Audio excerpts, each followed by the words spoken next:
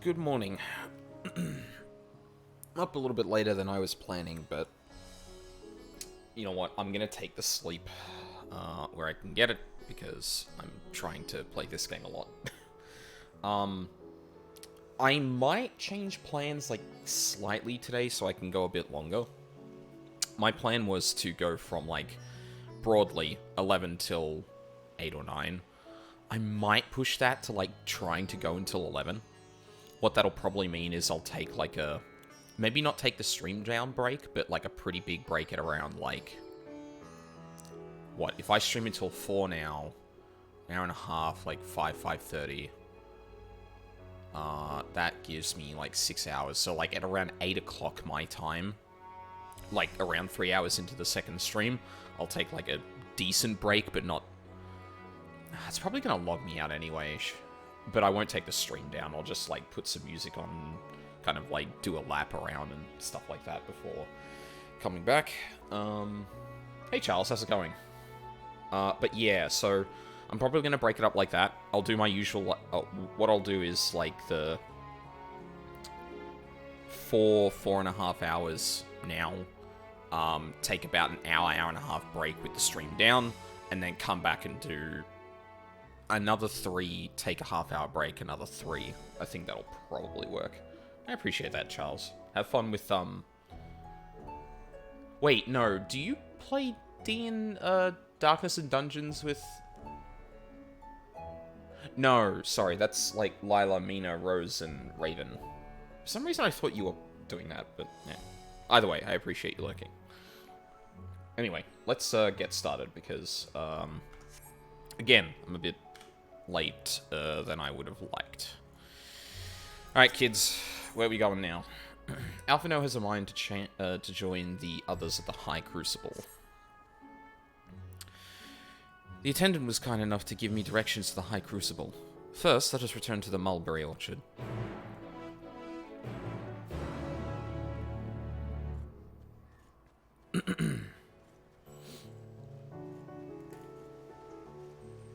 Oh, hang on. I might have been able to... Oh, no, it's just a heal. And no use teleporting there.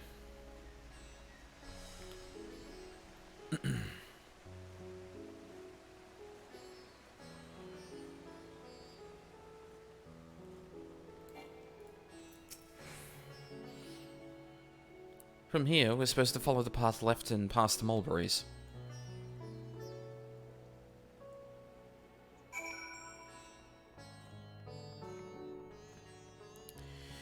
You know, on one hand, like, I'm pretty okay with them, like, kind of, leading you around the city a bit just to get, like, your bearings and that. Hopefully that only happens the first time, because this can definitely turn into feeling a lot like overzealous hand-holding, but, yeah. Where the street turns, enter the door straight ahead, then descend the steps. I thought the Crystarium was confusing, but it doesn't even compare. It doesn't compare to Razadhan. The architecture and decorations make it even harder to get your bearings. Anyway, let's see where this door takes us.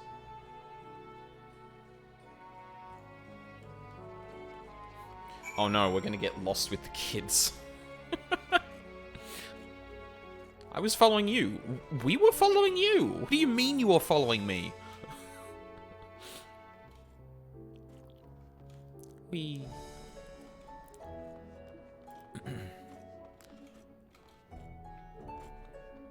Someone said earlier that I couldn't actually... Someone told me I couldn't use the, Aetheryte. Am I... According to a message on the base, it's Aetheryte, it's been temporarily disabled. Yep, okay. So, I had to jump to another world server. Well, I did that preemptively just to hit, like, a minimum queue. And, yeah, I realized, like, I got dumped in Limsa, so I used my home port to go back to, Old Sharlayan.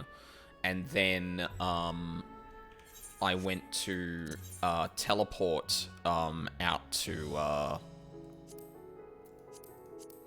Is Old Sharlayan...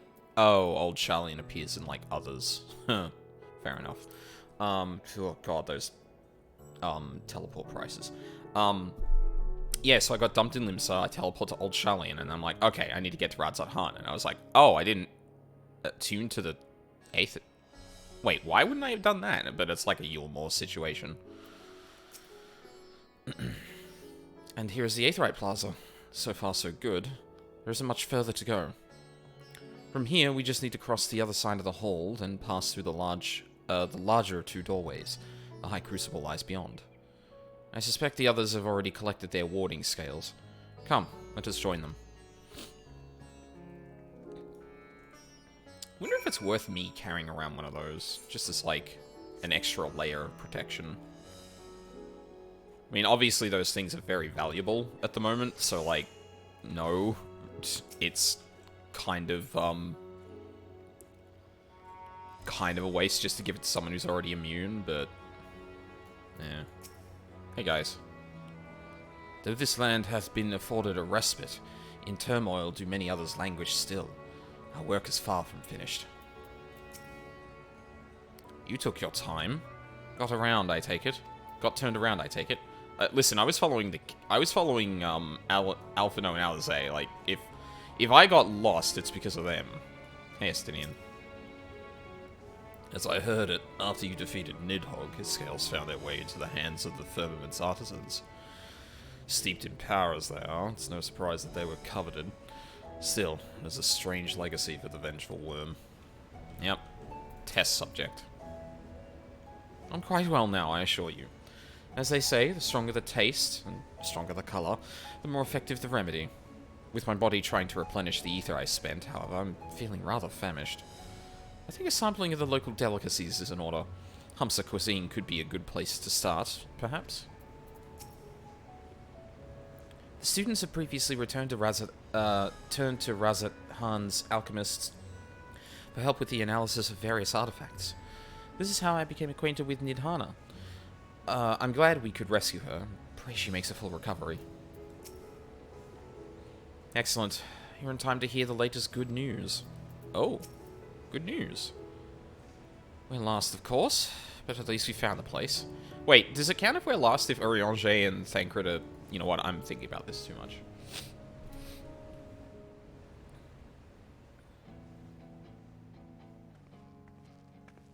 These are the talismans we were promised. Title music. Yes, and I made a quick count. There are far more than we could have hoped for. Enough to outfit an entire company of soldiers, in fact. Considering the involved process, that they were able to manufacture so many in such a short span of time is nothing short of a miracle. Once we have distributed them to our allies in Eorzea and the Far East, we'll have a fighting chance to bring down the other spires, just as we did with the Tower of Zot.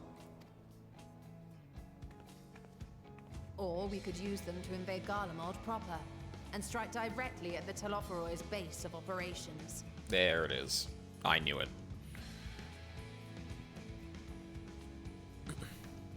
Of course, we would need to consult with various alliance leaders before such a drastic measure could even be contemplated. To which end, I could set out forthwith and present the idea to each of our allies in person. Pray allow me to undertake some few of those journeys. I find myself restless and in need of purposeful duties. I can head eastward. Bosnia and Dalmasca are just a short hop from here. And Doma's shinobi network should come in handy for passing on the word. We shall share the burden then. Meanwhile, I think it best that you and the others take the talismans back to the Baldessian Annex. We must keep them safe and secure until we've decided upon a course of action. Please, I must speak with you. Great, now we're smuggling shit into Sharlayan. I'm sure this will go fine. Nidhana? What's up? Nidhana? You're awake? Yes. When I spoke with the carer at my bedside, she told me that one of the scions, a young woman, had cleansed me of the tower's corruption. It seems I'd been asleep ever since the treatment. But when I awoke and learned you were all still here, I knew I had to come.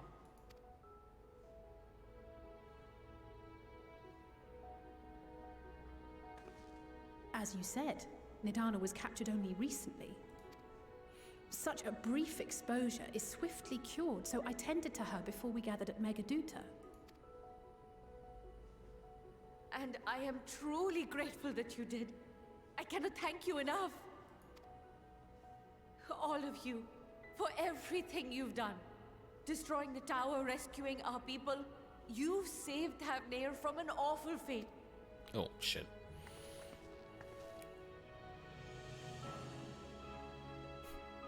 Yeah, close up on Ostidian turning away. Yet who hath truly saved whom? You Sun motherfucker. Due in no small part to thine inspirational courage, the alchemists were successful in reproducing warding scales of proven efficacy. Replications of thy work now stand ready to travel across the seas, unto the hands of those who might wield them against this rising evil. The talisman? Is this true?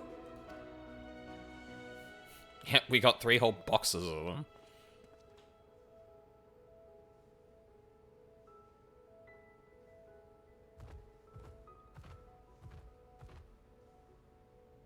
Oh, I was so groggy from sleep.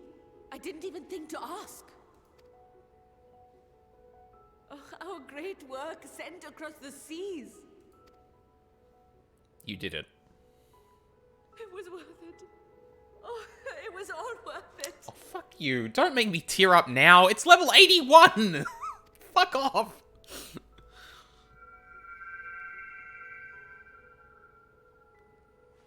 The color of joy. Look at that! Its color is completely changed.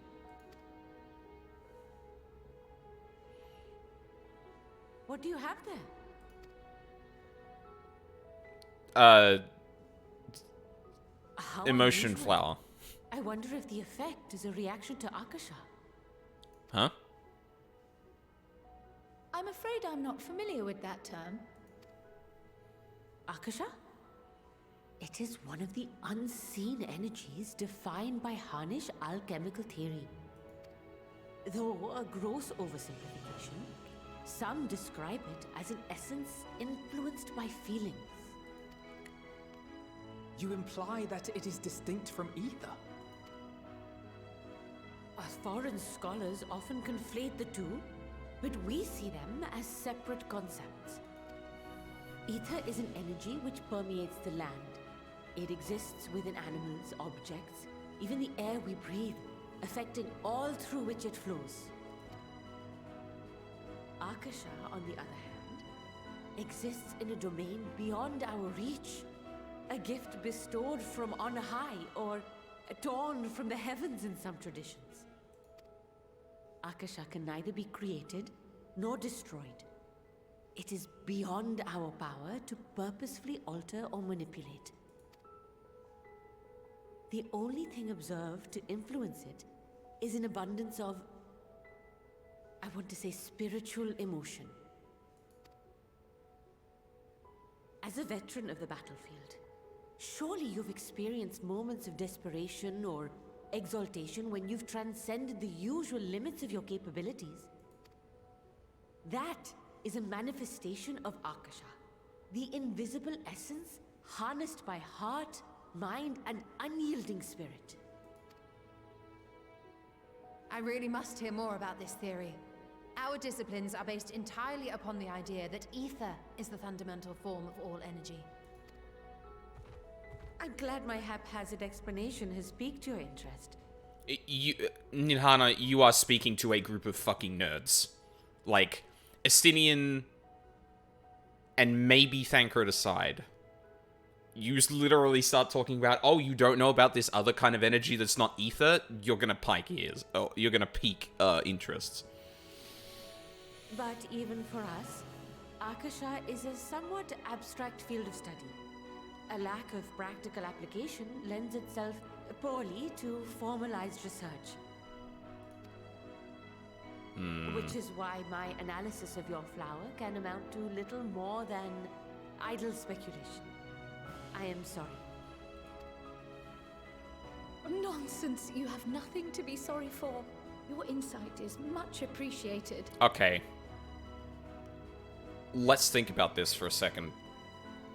So we know that one of the components of the creation magics that the people of Amarant utilized is stupid amounts of ether. Like, unimaginable amounts of ether.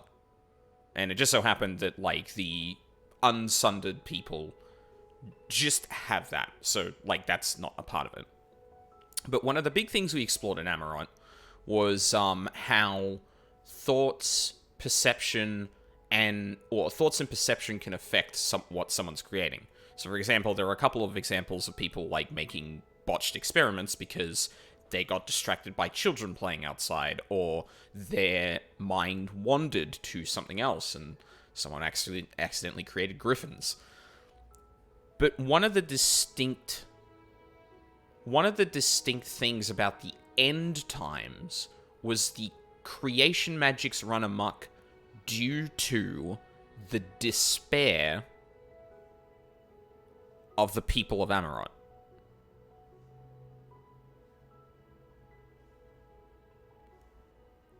Maybe this has something to do with that. Because if... And we also know that, for example, the summoning that we are aware of, the thing that is summoned is much influenced by the mindset and emotions of the person that summons them. So, for example, Ramu,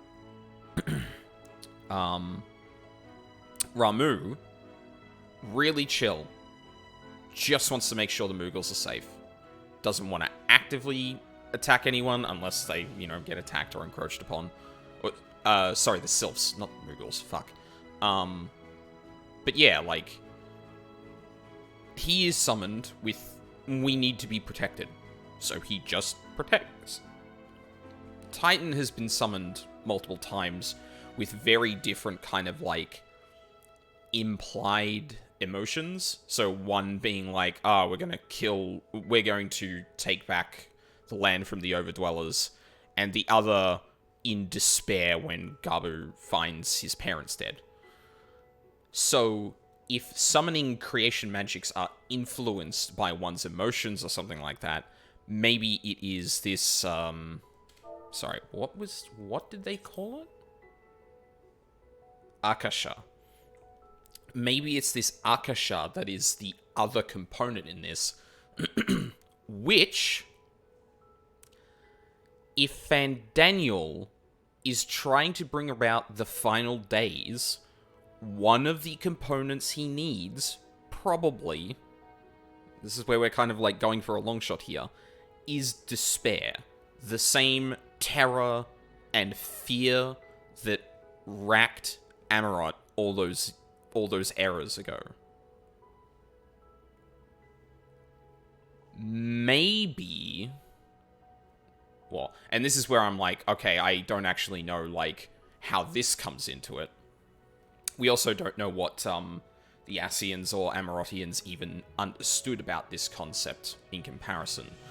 But I could believe that things like the spires could be used to inspire terror, thus adding that element into Hydaelyn of now. Anyway, enough theorizing.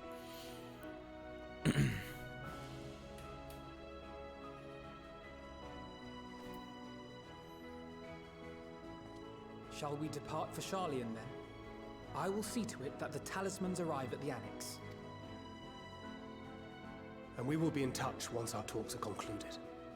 I suggest you rest while you can. From here onward, sleep is bound to be in short supply. It already is, Thancred. Believe me.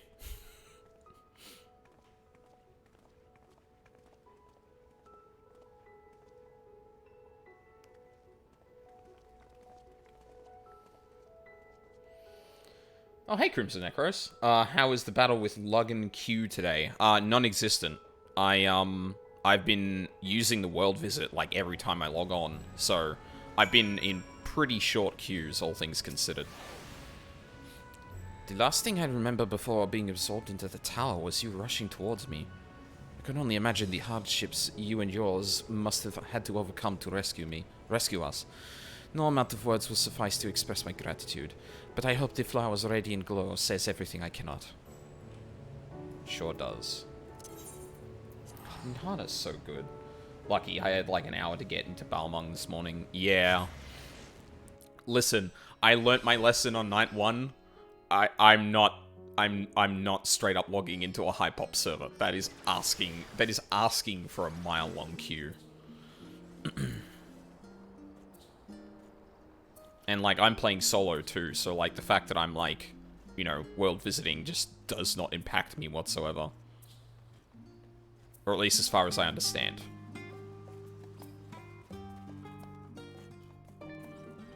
Hey, Kryle.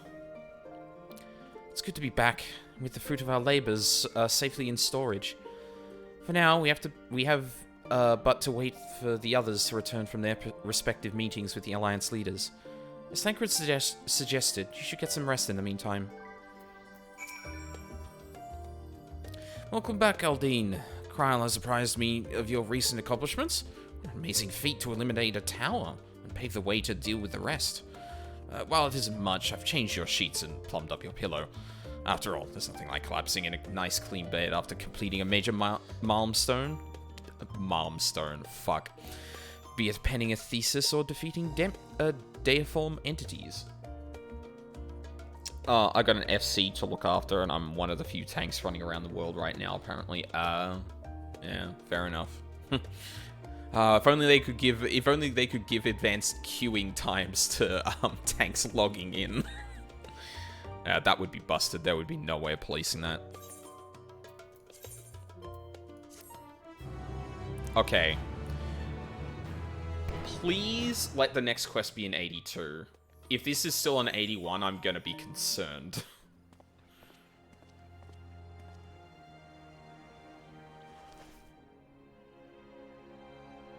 Flower. Yeah. Yeah. Back in Charlian. It's grey.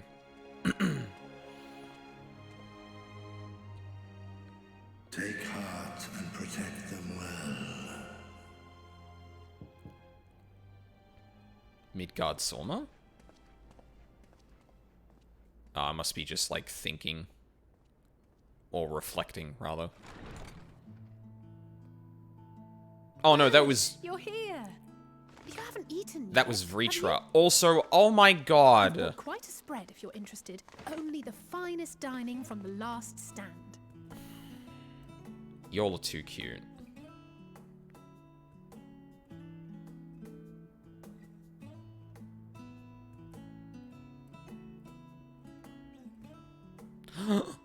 Borgo.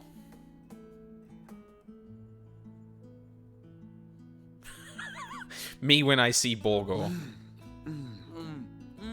Graha. Graha? Hold it carefully. You're gonna throw the back out of it.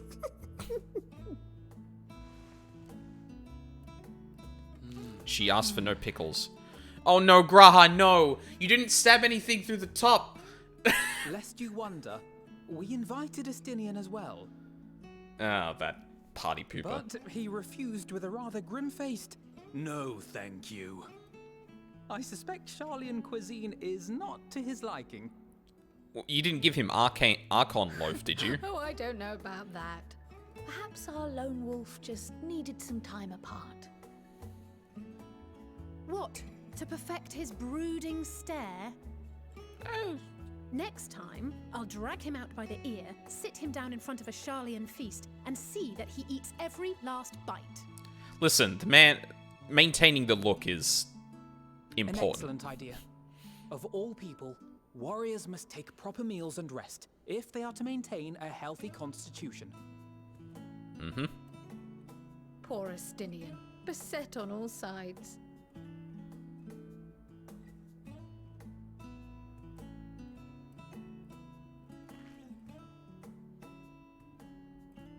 Speaking of one's physical condition, Mistress Kryle, I hear you recently played literal host to Heidelin herself. And what an experience that was. Tiring, yes, but no lasting harm done. If anything, I should have liked to speak with her longer. I've not felt a hint of her presence since. Hydaelyn instructed you to carry that flower, yes? Yeah.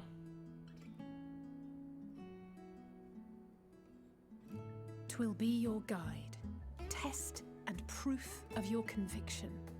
And then something about seeking joy in darkness, was it? Come to think of it, isn't that what happened with Nidana back in Radzat-Han? Yeah. The flower did seem to radiate a joyful glow, as if reflecting the elation we all felt, the relief of a people with renewed hope. Indeed. And in turn, I felt buoyed by that radiance. 'Twas akin to spotting a beacon and knowing we were on the right path. I know we've not yet triumphed over the Telophoroi, or learned the full breadth of the Forum's plans. But even within the midst of our struggles, we find small moments of joy to sustain us. Rare and hard-won perhaps, but it is this pursuit of happiness that gives us the strength to carry on day after day. You would know, Graha.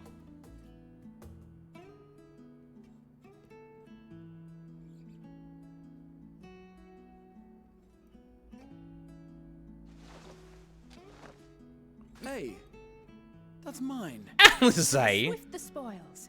Though I recall that levitation spell of yours was quick enough. Only barely. And even at my best, I'm still too slow to wield it effectively in battle. Mayhap I simply require more practice with this new magic. You unearthed it from the depths of Numenon, I presume. Oh. Aye, and from a veritable mountain of arcane tomes at that. 'Twas necessary to facilitate my solitary explorations. Or, to put it simply, you used it to sneak around the Forbidden Archives. Stop dancing around what you did. Yes, well, after a fashion.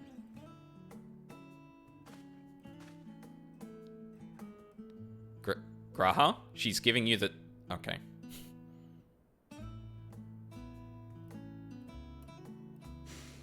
They're tall, you see. The shelves, they're too tall for me.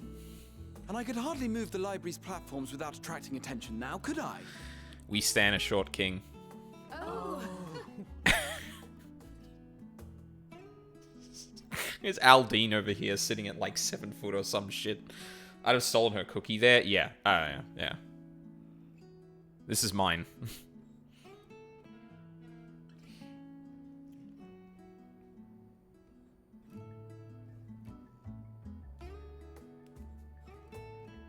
Moon.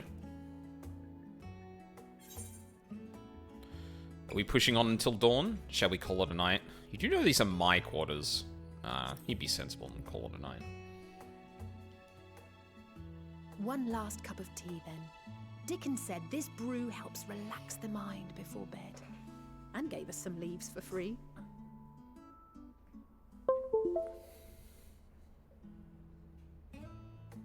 Graha? Oh, pickle. Right. Flour.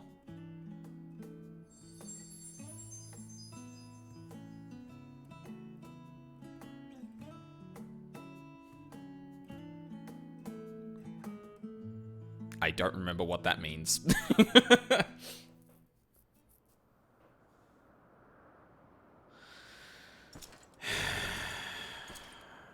Hey, buddy. How you doing? How you doing? Threatening. Ah! Enjoying the bracing cold, I see. Do you not own a warm coat or a cloak? Something in fur? Or fashioned from the skins of your enemies? Or... well, Never mind that. Wow, you've entirely dropped Asahi's voice, haven't you? I come to you once more as the bearer of bad news. Our tower in Thavnir has been toppled, and I need not tell you by whom. Given how many we have at our disposal, the loss of a single spire is hardly fatal to our plans. It does, however, slow the rate at which we siphon ether. Oh, right. It's collecting ether, isn't it? Right. Yeah, maybe the on-flow effect of, like, kidnapping everyone, summoning the primals and stuff like that is the thing that would create a catalyst for, like, despair and terror and stuff like that. I forgot that that was literally the purpose of the towers, was siphoning ether.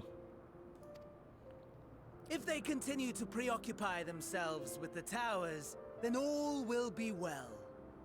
But should our foe prove bold enough to strike at us here, then the timing becomes questionable.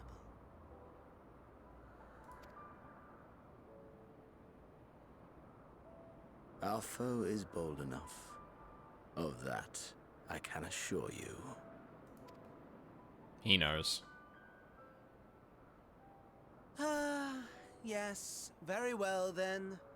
I suppose I must prepare a proper welcome. Honestly, talk of your nemesis is the only thing you seem to enjoy. Does nothing else spark your interest? Interesting coming from you, what we've just discovered.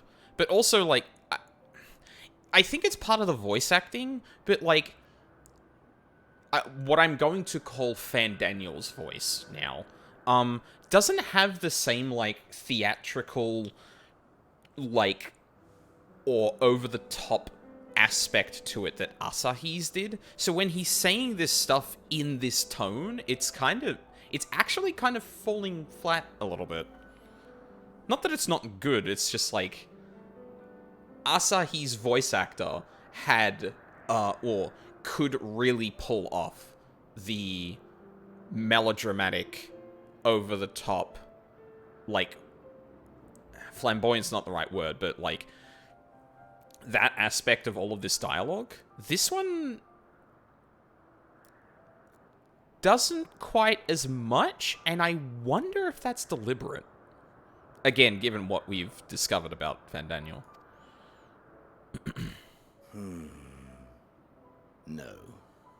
All else is equal. Equally tedious.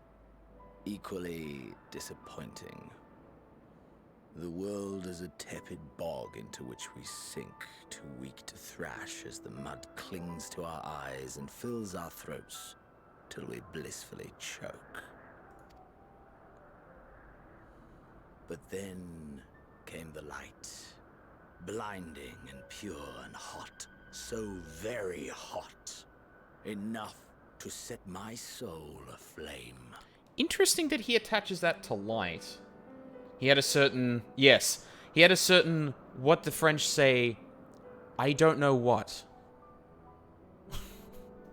I basked in the afterglow until the void yawned once more. And then I knew the muck would never claim me again. There was naught for me ahead, so I drew the curtain on all that had come before. Again, considering what we spoke to Heidelon about, that is very interesting framing. Burn. Burn. Let the whole star burn. I will have my contest. I will reclaim my moment.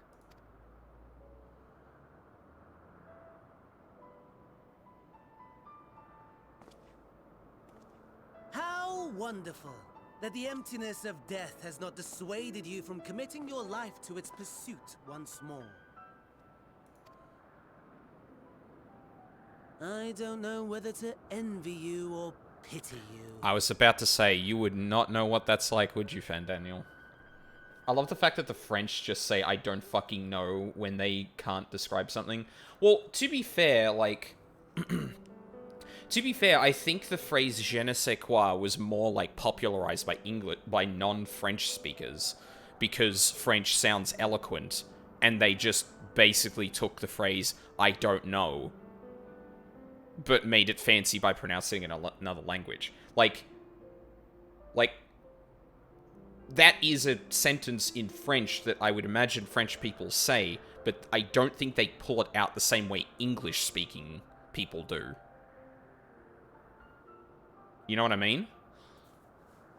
Like, obviously that is a sentence, but the popularization of it was not by people who are French.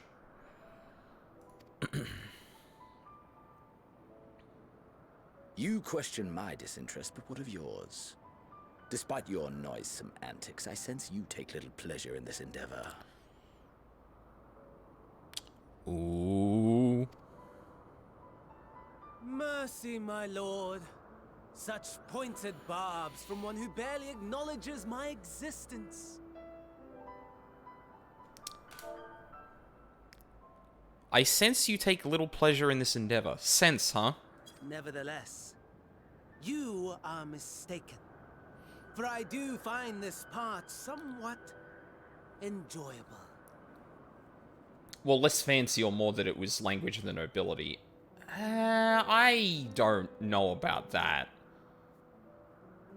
I mean, not being a French-speaking person, I can't attest to how popular or used that exact phrase is compared to how I know English people use it. And I know English people use it because it is a foreign language. Like, there's like plenty of jokes in English media. Like, fucking, omelette du fromage from fucking Dexter's Lab. Like, the joke there is that mundane things in French sound fancy to non-French speakers, particularly English speakers.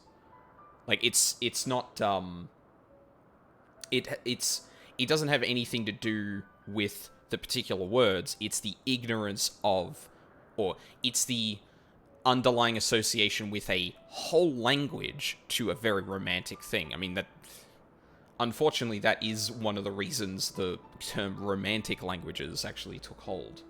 I mean, in England, French was actually the language of the nobility back in the Middle Ages. Is that true? I will admit my history is awful, other than anything that's, like, related to, like, contemporary troubles, you know? So, like, that could very well be the case, but I get the sense that that is literally not the reason people continue to use that. Let's put it that way. You see, when I was mortal, I would always have the same dream. It was a fragmented thing, disjointed. All the faces incomplete. The setting, too, was unknown to me. So I thought it simply a fantasy of my sleeping mind. And then you were awoken? Until one day, I realized it was showing me the truth. Much as your dream of the final days enlightened you.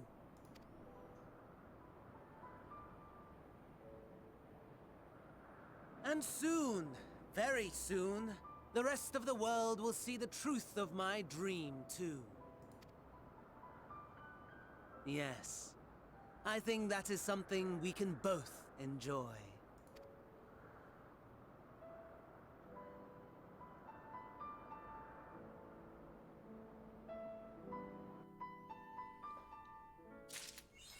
Yeah, hilariously, Richard the Lionheart didn't even know English, or knew very little depending on the source. Huh. Huh? Where am I? Oh, there you are. Good morning. 82, good. Why is that a classroom? Kryl and Grahatia were having a pleasant conversation until you barged in. Oh, there you are. Feeling refreshed, I hope. I was about to make my way to the studium, as it happens. I wanted to try and speak with Scholark Monteshane, and thank him for coming to our rescue in the Rostra. As it turns out, he'd come here to see us following the hearing, only to find that we'd already departed for Thavnir. Knowing him, he was probably hoping to chew the cud with his former students. Since we're still waiting for Y'shtola and the others, I thought now the perfect time to pay him a visit. Care to join me? Then it's settled. The twins will be coming too, assuming Alphino can tear himself away from his new toys. I'll let you rally the troops while I go on ahead to Phenomenon. Considering my recent impropriety, perhaps I should avoid showing my face around the studium for a time. That might be for the best. If the others should return, tell them we will not be long. Oh, sorry, Graha. No, thank you. Unlike some of the Scions, I'm not an alumni of the studium. As such, I have no acquaintances there I am obliged to visit. And while I would love nothing more than to pore over the many great tomes of Phenomenon, I fear my presence there would stir up more unwanted trouble. So, for now, I will be patient, much as it pains me to do so. Okay, I'm sorry, this Lalafell has a fucking banging, glamour. God damn. General purpose jet black dye, loyal butler's jacket. Oh, I didn't. Come on. Valentine. Yeah. White mage.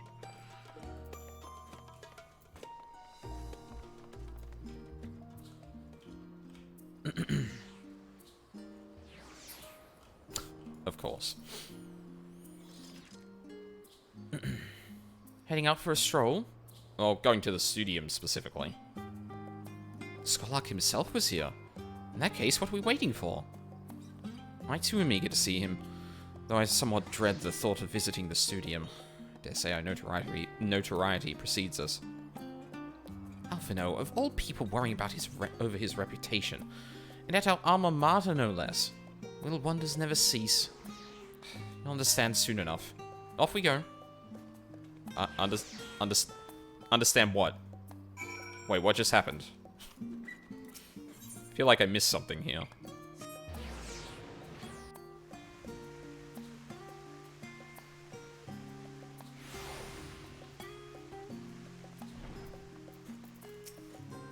Oh, shit. Feels like only yesterday that I first walked through these doors. Oh.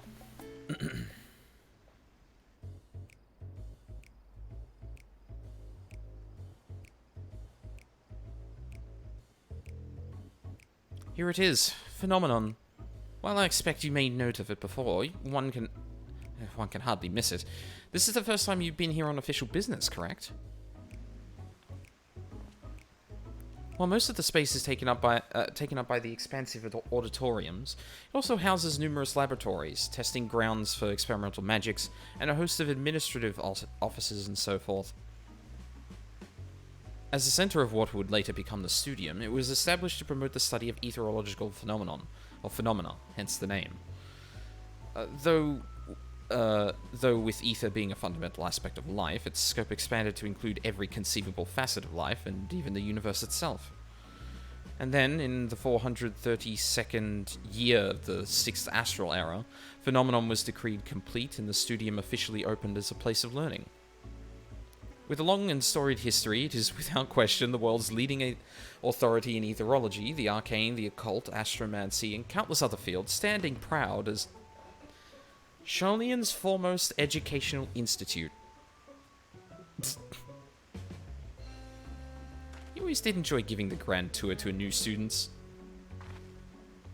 Indeed, I've long since lost track of how many times he has recited that same foppish speech. Such is his undying love for his old stamping ground. He was in top form back then. Youngest to enter the studium, graduated with highest honors in magical arts and etherology, undisputed champion of the debating chamber. Oh no. Hold on, you both joined the studium at the same age, yes? And from where I stand, you're equally prodigious scholars. Nice of you to say, but Alphino actually entered half a year before me. Nor did I do well enough to graduate with honors. I'm certainly not the studium's most notorious master debater. In all respects, have I ever been in his shadow? If nothing else, just remember that this was where the legend of Alphino Leveilleur began. We should expect everyone to be fully aware of our recent escapades. Hopefully we'll be somewhat more welcome here than we were at the last stand. Oh. I know better than anyone the adoration the student body has for Alphino. With a bit of luck, it might work to our advantage. Okay. Well, there's no time like the present. First things first, let's look for Scholark Monteshane. Other faculty tend to frequent their offices, but unfortunately for us, he's fond of wandering wheresoever his whims take him. Let's split up and ask the students if they've seen him.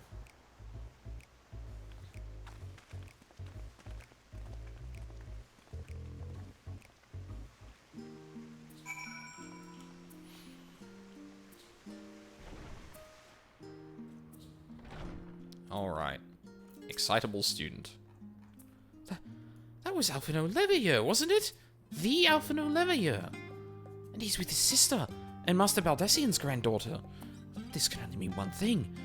An event of epic I forget how to pronounce that. Shattering proportions is fast approaching. Spread the word. I'm very much aware that the world is hurtling towards an apocalypse.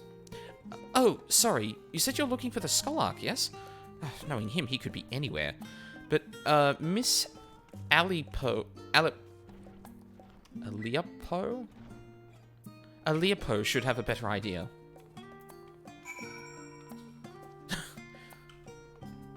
This is the stance. You didn't tell me where that was, so I'm just gonna wander around until I find them.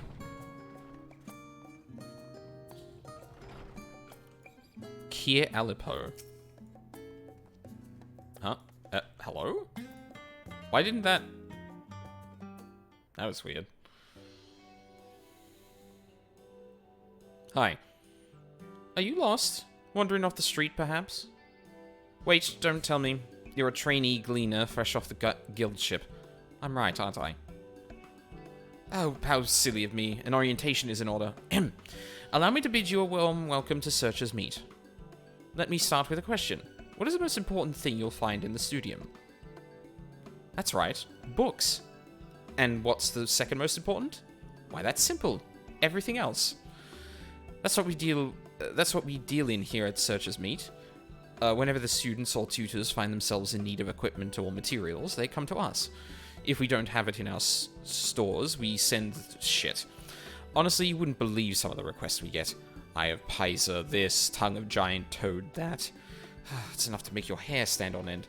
Which is possibly what some of our students are trying to accomplish, this being a school of magic and all. As our newest gleaner, you'll have your work cut out for you, but I think you'll find it quite rewarding. Ma'am, I think there's been a mistake. I'm on an errand. The only thing I'm interested in gleaning is information on the Scholark's whereabouts. I've tracked down many miscellaneous knickknacks in my time, but I'm no gleaner. The only thing I'm interested in gleaning... I beg your pudding. You're not a gleaner. Then this was an elaborate ruse? No, wait. Come to think of it, you never actually claimed to be one in the first place. My mistake. He was here, but now he's not. I did speak with him shortly before you arrived, though. He said he was on his way to Maker's Meet. Go back the way you came in, and you'll see it on the opposite side of the entrance. It's a laboratory of sorts, home to many rare and expensive curios, not to mention alarmingly frequent accidents. If you lose your way, just follow the blood-curdling screams. Oh, yes. I can do that. In the time it's taken me to tell you all this, the Scholark has probably already left. Now, best luck of finding him. Or best of luck finding him. I have a feeling you'll need it. That does not inspire confidence.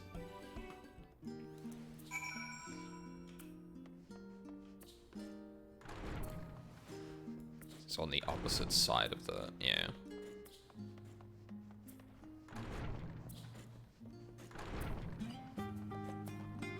Level-headed student. Oh, this is the other side. I was gonna say, like, it seemed like, so there was a sweeping camera shot of this room, and I was confused for a second, because I was like, wait a minute.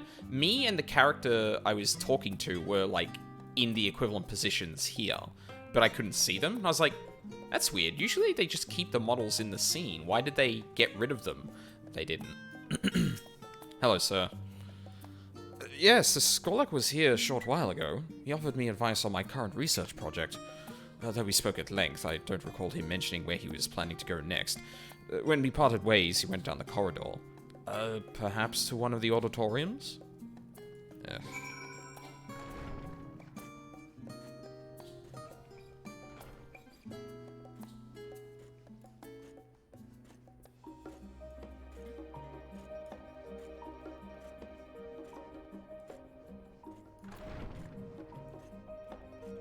Ah, this is the room that was in the quest. And there he is. And he's just staring at a board? Sir? Ah, I remember you. Stand out like a Thor sum, I do. Sore thumb. Thor sum. I pray we have not caught you at an inopportune moment.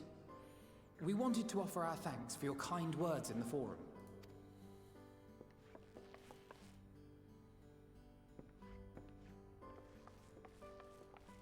Well, I could hardly let that inquisition go unchallenged. I've always believed that curiosity should be nurtured, not stifled. Thankfully, a majority of my colleagues agreed.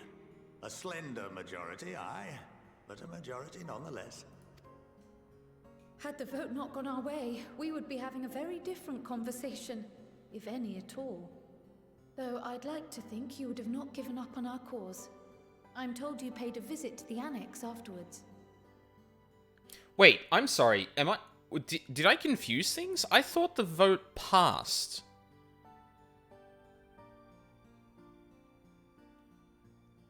Unless they're talking about, like, the extremer measures they were going to put in place.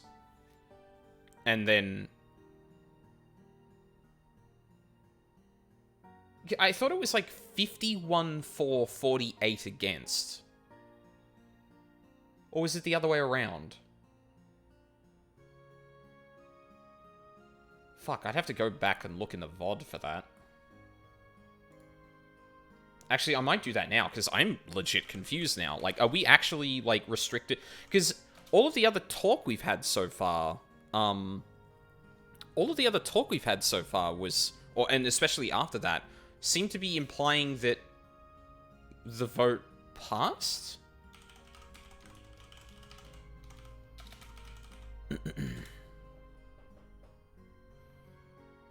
Hold on.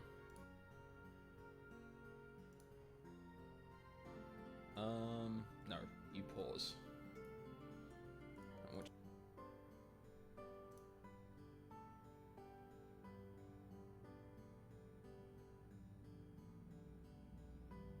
Oh, there it is. There's Monteshane standing up. That looks like the verdict. Hold on. Yeah, 51 for, 48 against.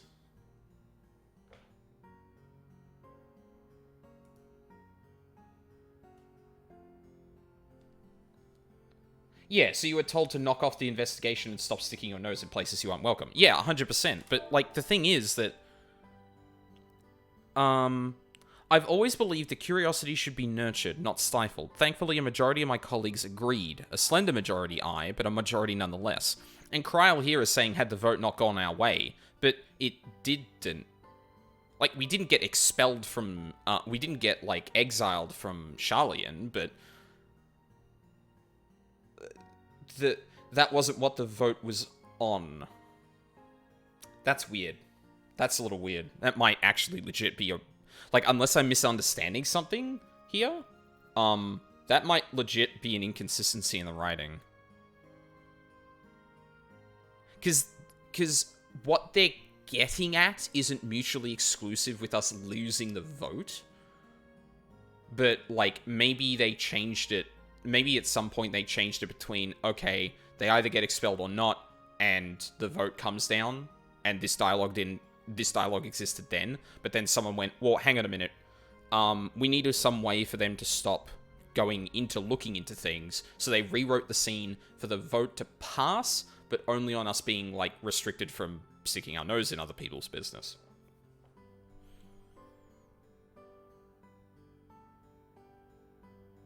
Yeah, I don't... That's weird. Like, it's not... Like, had the hearing not gone our way, I could probably get behind, because it's like, it's a little vague, but you could at least see that we weren't expelled as the positive, but the vote wasn't on that, so, yeah. Anyway. Inconsequential at the grand scheme of things. Yes, that's right. I was hoping to speak with the grandchildren of my dearly departed friends Galuf and Louisoix in a less dour setting. But it seems I just missed you.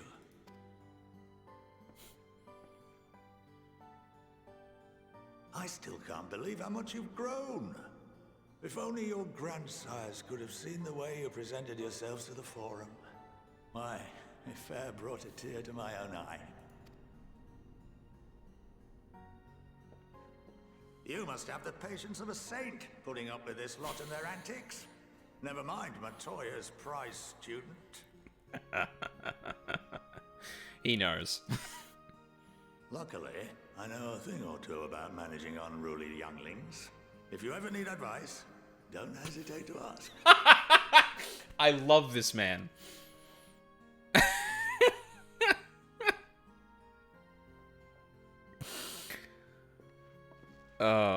If I may, there is a rather more pressing matter we wish to discuss. What can you tell us of this duty that the Forum must fulfill? Nothing, I'm afraid. Like all humble servants of the Forum, I am sworn to secrecy. Yeah, we wouldn't want to endanger his seat either. Or rather, I couldn't tell you if I tried. So, this is a good time to bring this up, because I didn't make a big deal about it when it happened. Someone in the Forum almost said something. They said something along the lines of, if only you'd seen what we'd... And then they seemed to choke up. And not in like their voice broke. He literally started clutching at his throat. Something is literally preventing them from talking about this. Our duty is of the gravest importance. Furthermore, if the particulars were made public, it would incite widespread panic. I suppose there is also that, but Vader is lurking in the back room. Yeah. Fucking Force Shinobi force choking people on the Forum. You're not supposed to do that. God damn it. As such, those entrusted with this duty have been bound by an enchantment, which prevents us from speaking of such matters without the express permission of the Forum. So there's literally no way we could find out. Like, we'd have to undo the enchantment or get the Forum's permission, which... How is that even possible? Good question. It's been some time since I last gave a lecture. Please, take a seat. Oh boy, hell yeah, let's go. Teach me stuff.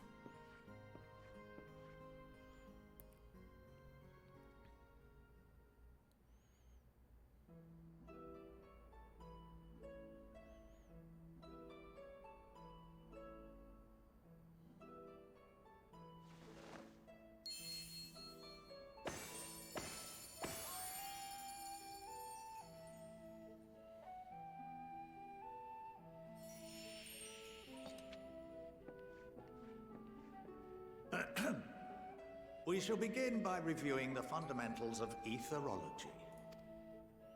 The ether, which imbues us with life, can be categorized into three forms. Two are of the incorporeal sort, the soul and the memory. Can anyone tell me the third?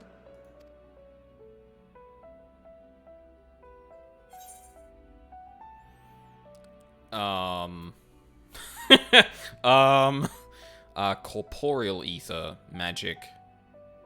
Wait, sorry, what did he say? Two of the incorporeal sort, the soul and the memory. I mean, is corporeal ether, that seems vague. Magic is specific, but, like, also seems like a joke answer? Incorporeal ether. Yes, very good. He would actually know, but this is actually going to test me now, because he should be passing this with flying colors. I don't know if I'm going to. This is the form with which the layman is most familiar. Consumed by even the simplest of daily activities, and replenished by the food and drink that sustain us, this form of ether is in constant flux. In contrast, the ether that comprises the soul is rarely subject to dramatic change. The same can be said for memory, as the two are intrinsically linked.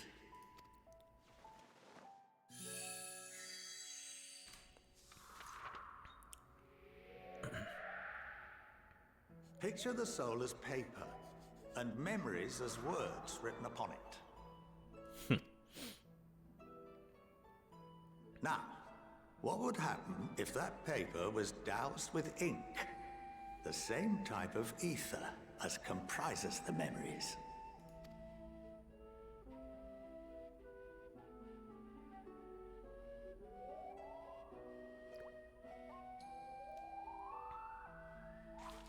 Would potentially erase existing ones? It would blot out everything that was written. Huh. So you take a concentrated form of memory ether and apply it to a section of someone's memory? Precisely. We would be unable to recall the memories, and any activities that depend upon them would be hindered as well. Huh. In fact, this exact phenomenon was observed on a vast scale not so long ago. And what might that have been? Wait, the 7th Umbral Calamity? Wait, that's why everyone forgot about the Warriors of Light? 7th Umbral Calamity.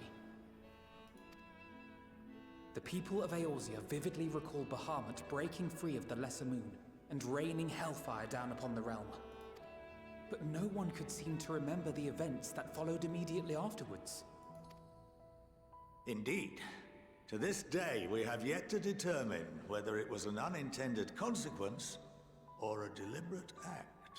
Fuck. The enchantment which binds me and the rest of the Forum is based on a similar principle. And yes, it is a contravention of the Sharlayan prohibition against the practice of memory manipulation. Oh, so they're breaking their own rules to do this as well. Nice, cool, great, love that. God, the way this game is able to, like, pull back to really old phenomena that was unexplained and actually come up with, like, very consistent ways of explaining them that work into the current story is just so fucking good every time they do it. Only when a new member is inducted and told of our great duty are they subjected to the process. A necessary evil. You have my word that it would never be used to manipulate the populace. I mean, I have your word, Monteshane, but... I should hope not. But can this enchantment be dispelled and your memories restored? If 9/10 of our members give their approval, then the process may be reversed. Then, and only then, would we be able to speak freely to others of our sacred duty. Barring that, we must wait until we return to the ethereal sea. Great.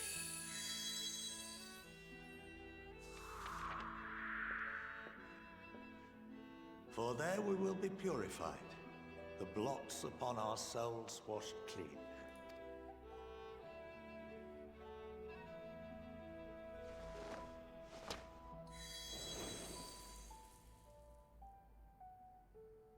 And our memories drift apart and dissolve. Rather defeating the purpose, I suppose. I suppose. But there are those memories that are indelibly etched upon our souls, some believe.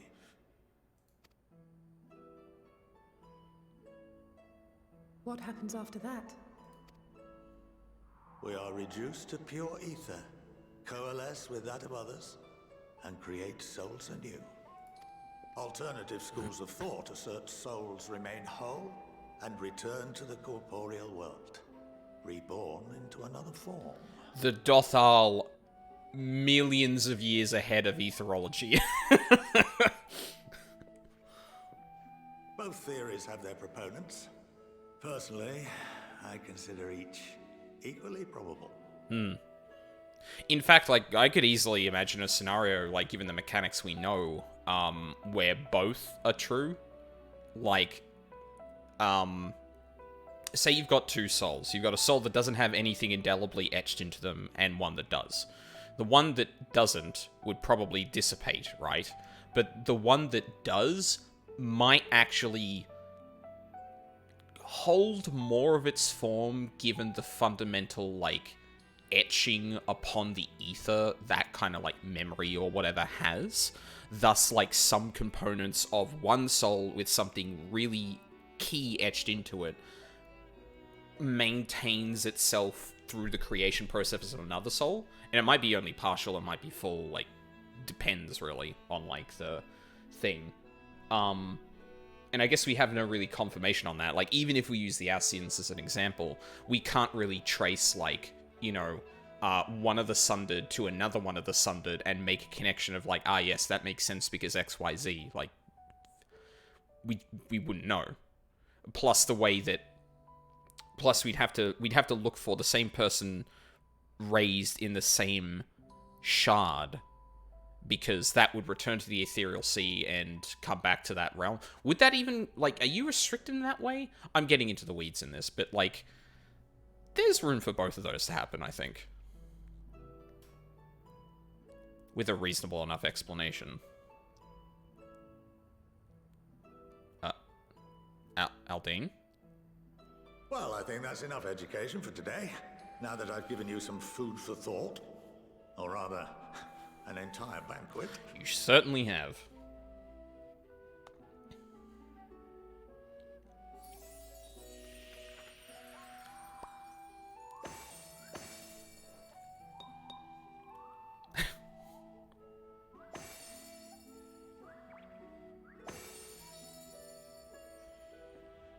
I would remind you that although I'm unable to assist you with certain matters, the resources at my disposal may still be of use to you. I'll arrange for you all to be given the run of Phenomenon. Of course, as associate to our alumni and the students of Baldessian, this privilege is extended to you as well, my friend. Oh, and I suggest you speak with Ki Aliapo. She's well known among the artisans of Sharlayan, and her network of contacts may prove useful in your search for knowledge. Crafters. I wish you all the best in your pursuits, wheresoever they may take you.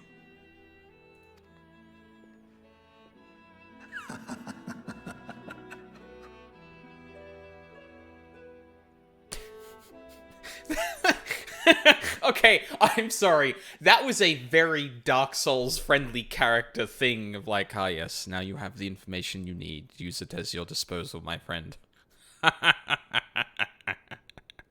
Like, just this unnerving laughter for no fucking reason.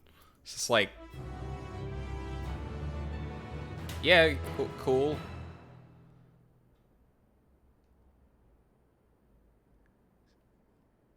Is he evil? No? He just laughs like that. Oh, okay. Okay, then. A capital idea. Kryla's still digesting a rather hefty portion of food for thought. Well, that's given me much to mull over. Feel as though we're one step closer to understanding the Forum's true motives, and the mysteries of life itself, for good measure. It's funny, I came here with the intent of expressing my gratitude, only to leave more indebted than before. I have a feeling his friendship and support will be a great boon to us in days... I was trying to stop that from coming up. Days to come. And on that note, let's head back to the Annex. Perhaps on the way you could better acquaint yourself with Key Aliapo, as the Scholarch suggested, while I share our findings with Raha. Okay, but I'm not... I don't do any crafting yet, though. I don't really... Oh, huh. Speaking of, I can't actually talk to her until I presume... Yeah, Disciples of the Landor hand at level 80. Yeah. That ain't me.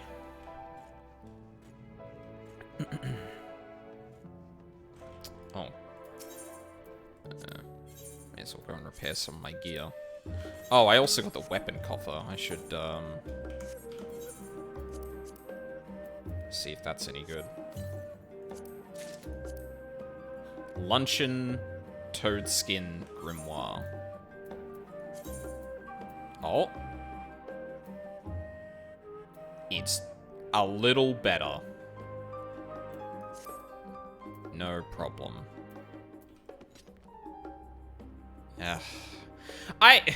It really sucks that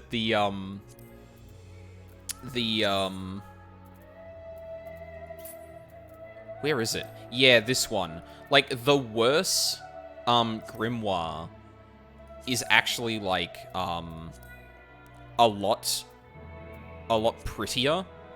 Like, look at that. Ugh. I hate it when the plain ones are the most powerful. I mean, that's why glamour exists, obviously, but it's just... It leaves a bad taste in my mouth sometimes. But, like, each to their own to some degree, so... Can't really complain. Alright.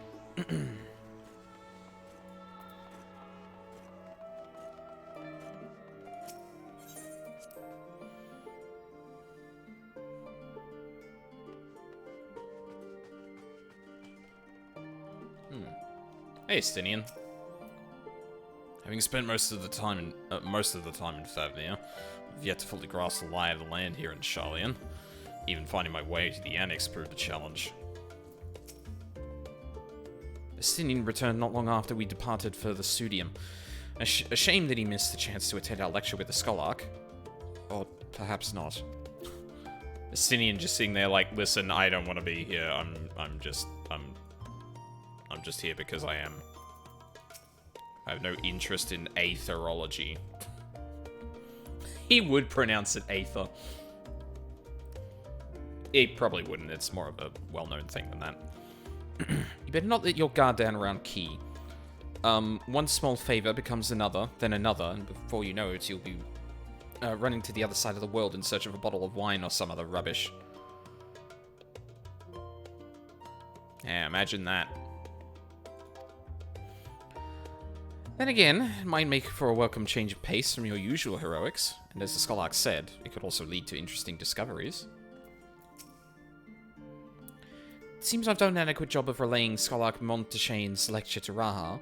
Given his experiences in the field of souls and memories, he had no trouble understanding it. Did you now, Graha? Oh, welcome back. From what I hear, your trip to the Studium proved most educational. While you were away, I received word from our fellow Scions. As expected, news of the warding scales was met with much joy. Preparations are now underway to bring the leadership of the Grand Company of Eorzea and the Eastern Alliance together to determine a way forward. Our friends have asked that we bring the scales in our possession to Limsa Liminsa. So the time has come for us to go on the offensive? It's too early to say for certain, but that does seem to be the way the winds are blowing. I, for one, can think of no reason to oppose such a plan, but let us see what awaits us in Vilbrand. Why Limsa? Let's start by getting the scales out of storage. Give me a hand, would you, Estinian? What am I, just muscle? Yeah, yes.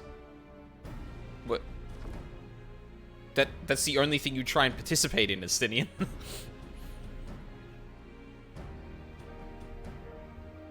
Phew.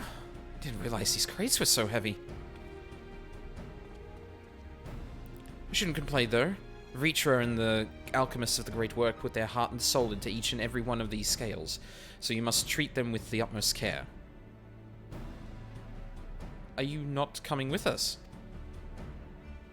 As much as I would like to escape the Forum's watchful gaze, I've little choice but to stay behind. We're already on thin ice, and if I, in my capacity as our official representative, were found to be consulting with foreign powers, well, you can imagine how that would go. I shall remain here and do my utmost to avoid ruffling any more feathers, as I await word from Master Matoya and our other allies. With luck, we'll soon have good news of our own to share. The tide is about to turn. I can feel it. To Limsa Laminsa. Was that a pun? Alphino, was that a pun? Alphino, you tell me if that was a pun, right? Oh.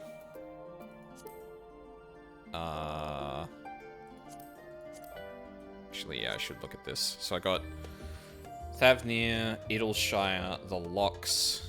I think... Is Idleshire gonna be closer, I think? Maybe.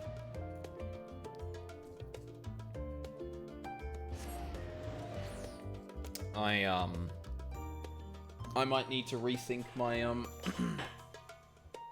favored and free, points at this point.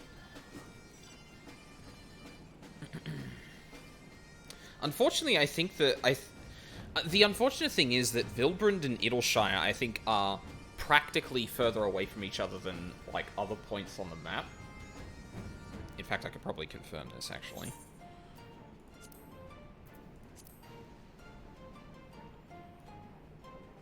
Oh, yeah, it's, like, halfway between. But, yeah, like, yeah, so, like, the Northern Empty and Ilsabard are on, like, complete other sides of Eorzea. So, like, having one free and one cheap to both of those is very good, which eats up a lot of other, free things. Although, I guess I've got one in Othard, then maybe putting another cheap one in, like, Mordona. Maybe even the Rising Stone, specifically. So yeah, there'd be one in the far east, there'd be one in Eorzea, and then the free one, the home port, and the extra discounted one would all be used in the Northern Empty and Ilsabard. Yeah, that'd probably work. You know what? I might actually just go do that now.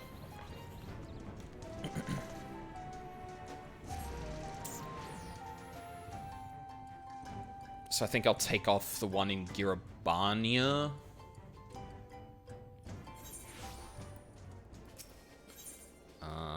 Register favored. Oh, no, I'll take the one off Idleshire. Oh, no. No, I want one in Kugane, one in Eorzea, and then the Idleshire one will be left to whatever I fucking feel like. Yes. Alright, now we'll go to Limsa.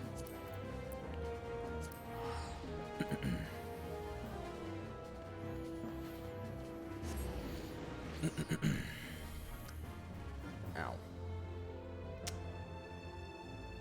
Woke up with, like, several pimples on the left side of my face, or left side of my lip. It's been a bad day for them. Oh, into the command room. Oh, shit. I was about to teleport myself to the aft castle. But I guess we're going straight to Milverb herself. Or Merlvib. Oh, my God. Ah, I was told to expect you. As you may or may not be aware, the Admiral is at present entertaining the Elder Seedseer and the Sultana. Oh, nice. Three of the most powerful women in the world in one room. Do you need a moment to prepare, or shall I show you to them? Oh, they're good buds. Yeah, I meet with them a lot.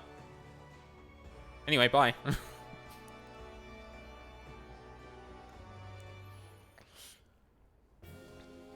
It's like a typical meeting for the Warrior of Light. My apologies for calling you away from Charlian at such short notice. On the contrary, we are honored and grateful, and pleasantly surprised to be joined by such esteemed company. 'Twas only right that this discussion be conducted in person. We are locked in a war of attrition. Our forces struggle to contain the threat posed by the towers, and it is only a matter of time before we are overwhelmed. Victory will only be claimed through decisive action, and we have taken the initiative to set the wheels in motion. It is reassuring to learn we are all in accord. But might I ask what your plan entails?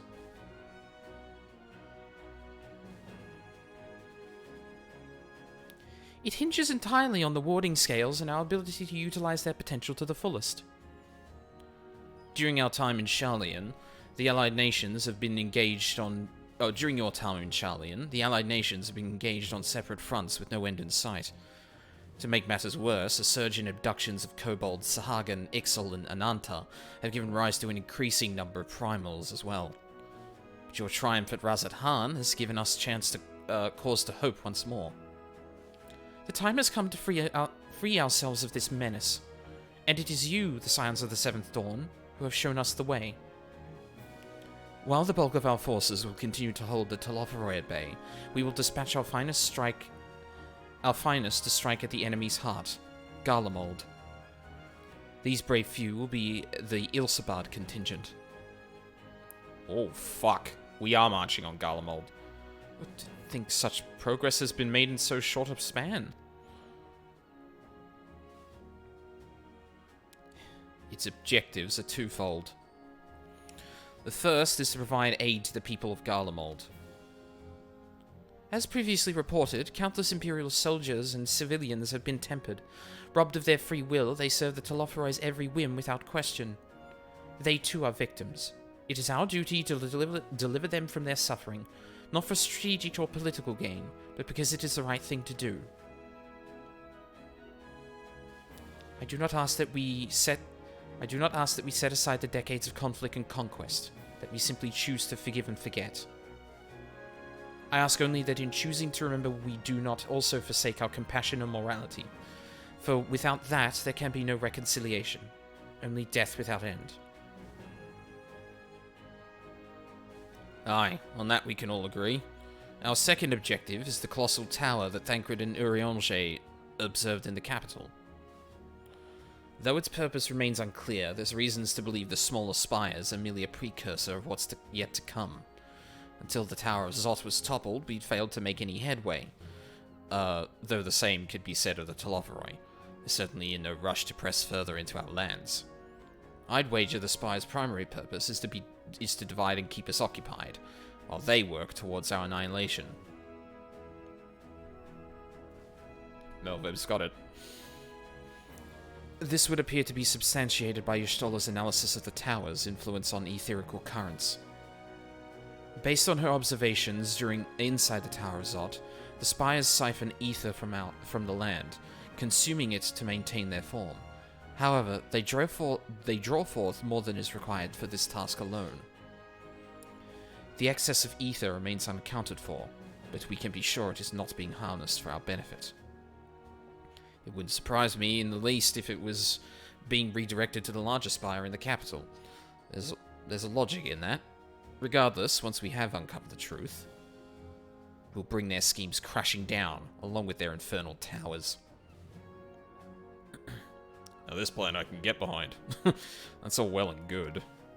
But what would you have us do? I assume it's more than handing over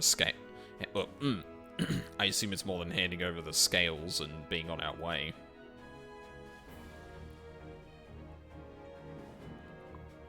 We want you and your scales to join the Ilsabard contingent. Consider it an official request from both the Grand Company of Eorzea and the Eastern Alliance. Do you accept? I mean, perhaps you should be the one to answer that.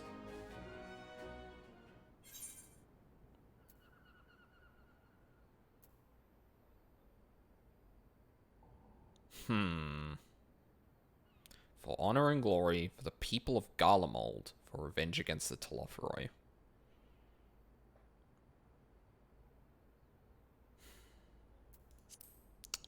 He would be Telophoroi focused, I think. Couldn't have put it better myself. Ystola, Thancred, and Urianger have already pledged their support, and they're on their way to meet the rest of the contingent. They were positive you would come to the same decision as they did. Luckily for all involved, their prediction was correct. Once you have delivered the warding scales to Alamigo, the contingent will embark on its journey to Ilsbard. Fuck, I just got rid of my favorite thing to the goddamn Alamigan Quarter. Fuck. Ralbarn and Lord Emmerich are overseeing preparations, so I suggest you make yourselves known upon arrival. Pack warm clothing, furs, and the like. Without it, the cold will do you in before the Telophoroi so much as draw steel. As for us, we'll keep the enemy busy while you're gone. They're not the only ones who can create a diversion. Now go, safe in the knowledge Eorzea will be left as you left it, or better, upon your return. Oh god. The side boob garb is not gonna be good for Garlemald. Damn it. Oh, it's in the Alamigan Quarter too. Fuck. I was looking at that and I was like, oh yeah, I'll keep the Ilsapard one because it's in Dravania. It's close to Old Sharlayan. No, you idiot. You're about to go into Garlemald. You got rid of the one that you were going to go to. Fuck. I mean, it's a pittance, but like...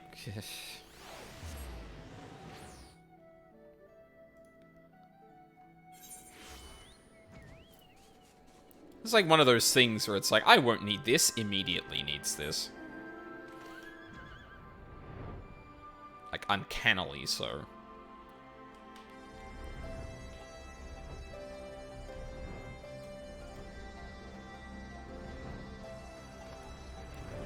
Oh, Jesus.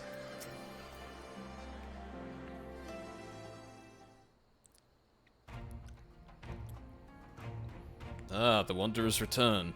You've been busy bringing down a tower and producing the keys to destroying the rest of them. You should be proud. Those warding scales of yours are what's made this whole venture possible. Will you and Lord Emmerich be leading the contingent? Regrettably, no. Our role is to organize the various delegations into a cohesive unit. Once we have seen you all off, it's back to our respective posts. We dare not neglect our duties for too long lest our defensive efforts fall into disarray. And just between us, there was a fair amount of opposition to the formation of the Ilsabard contingent. The very suggestion that we send out some of our finest troops behind enemy lines to render aid unto the Garleans has made me rather unpopular in certain quarters. Can't please them all. Sadly not, though I do my best. Truth be told, I'd much rather be at your side, charging into the fray. Alas, I have battles of my own to fight, where words may serve me better than any blade. I hate to say it, but Lord Emmerich's struggles mirror my own. For the time being, the best we can offer you is the peace of mind from knowing Eorzea is in safe hands. As you fight the good fight in Ilsabard, I and the other commanders will do what we can to convince the naysayers that our cause is just. Thank you, both of you. We meet again.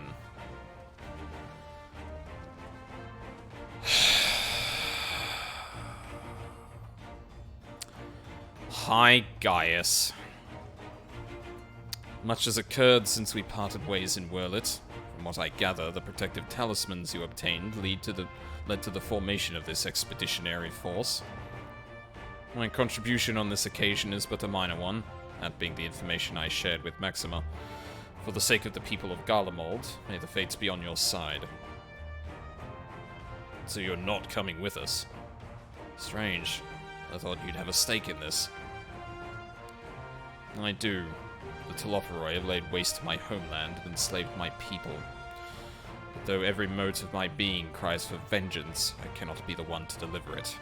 My presence alone would place the entire mission in jeopardy. I stand accused of murdering Emperor Varus and plunging Garlemald into chaos. Were I to travel with the Ilsabard contingent, it would give my countrymen ample cause to question our motives. Conversely, those who believe me innocent may instead celebrate the return of a former legatus and attempt to raise me to a position of leadership, further destabilizing the region and complicating the contingent's mission.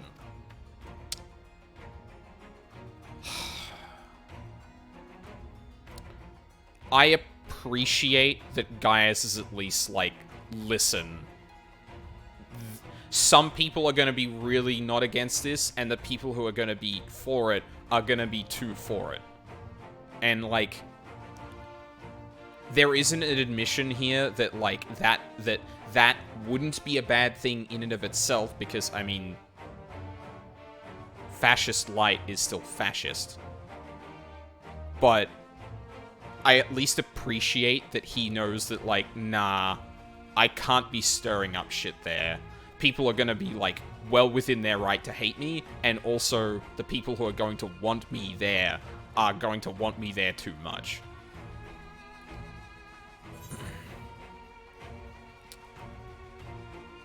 I doubt I'd be pleased to see the champion of Eorzea set foot on Garlean soil.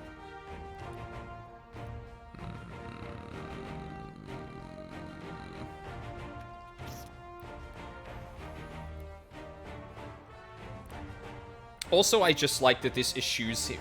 what about side boob? Listen. The glamour... yeah, don't worry about that. Actually, I'll talk about that afterward. Yeah, I doubt they'd be pleased to see the champion of Eorzea set foot into Garlemald. A fair point. So long as you refrain from announcing your arrival to all and sundry, the average person should have no inkling as to your identity. Although your titles and deeds are common knowledge, only a select few would recognize you on sight alone. Perhaps one day they will learn that the Warrior of Light is not a demon to be feared, but a man deserving of their trust. In light of Gaius's rather unique circumstances, I instead will assume the role of your guide. Though I may have defected for political reasons, my love for Garlemald endures. I would stop at nothing to protect her and her people. Well said. Might I ask you to escort our friends inside?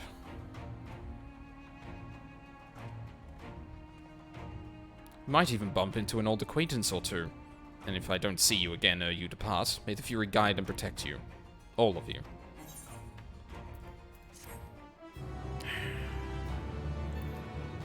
I at least like that this keeps Gaius out of, like, any sort of, like, prominent role here. I still don't know if I like Gaius returning as he did. I am very critical of the weapons storyline. I think it glosses over way too much with Gaius.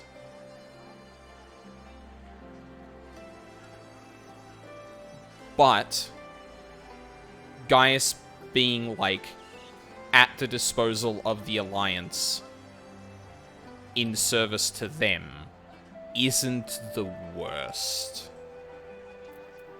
You have anything to say for yourself, Gaius?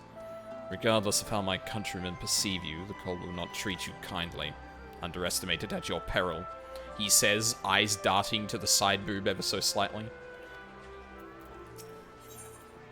Oh, actually, hang on. Gonna open the coffer.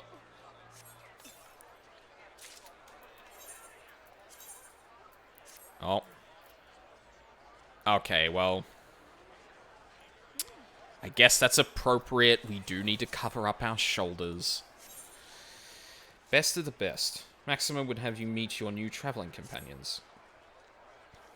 The other members of the Ilsabard contingent are gathered in the royal palace. I shall inform them of your arrival. So please, make your way inside as soon as you are ready. Okay. Are we not just going to do that, or...? Ah, the remaining members of the Scions. Your friends and most of the Ilsabard contingent await you within. Would you like me to see you through? Yeah. Absolutely.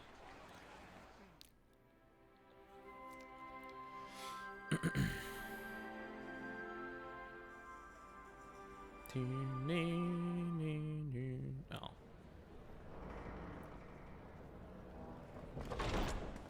By the 12. Huh?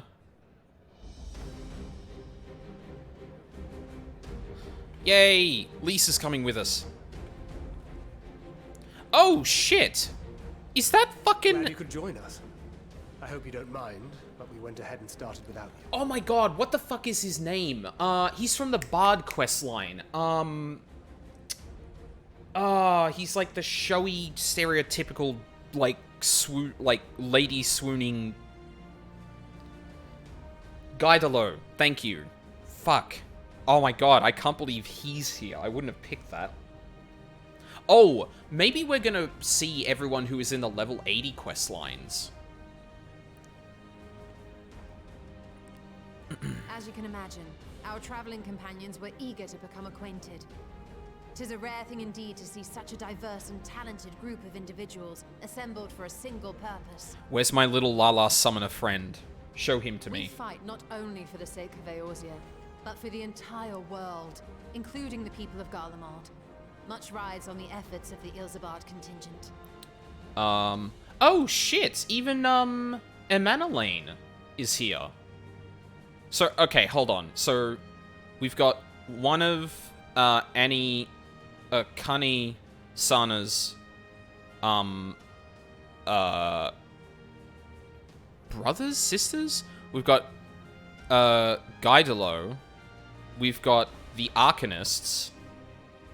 We've got, I don't know who you are. We've got Emanelaine. I don't know who you are either.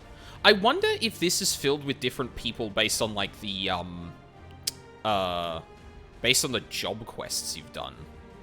That would honestly be really neat. But some of these people I actually don't recognize or don't remember. You're probably from the Marauders Guild, if I had to guess. Same with you. You've got an axe as well. I don't know who this is. Oh, no, it's both of them. It's Guidalo and, what's his name?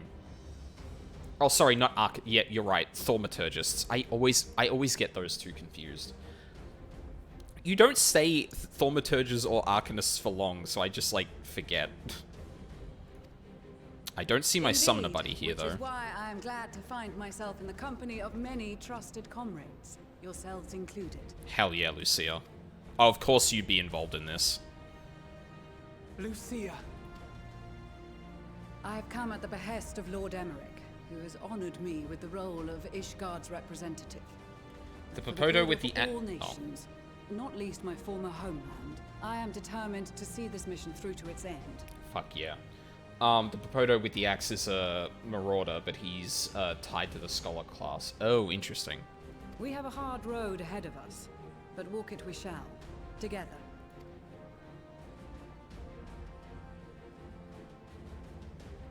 We too welcome this opportunity to work together once more. I have faith that, if there is a way to resolve this conflict, we will find it. Allow me to introduce you to the rest of our company. Everyone! If I may have your attention. Graha's so excited.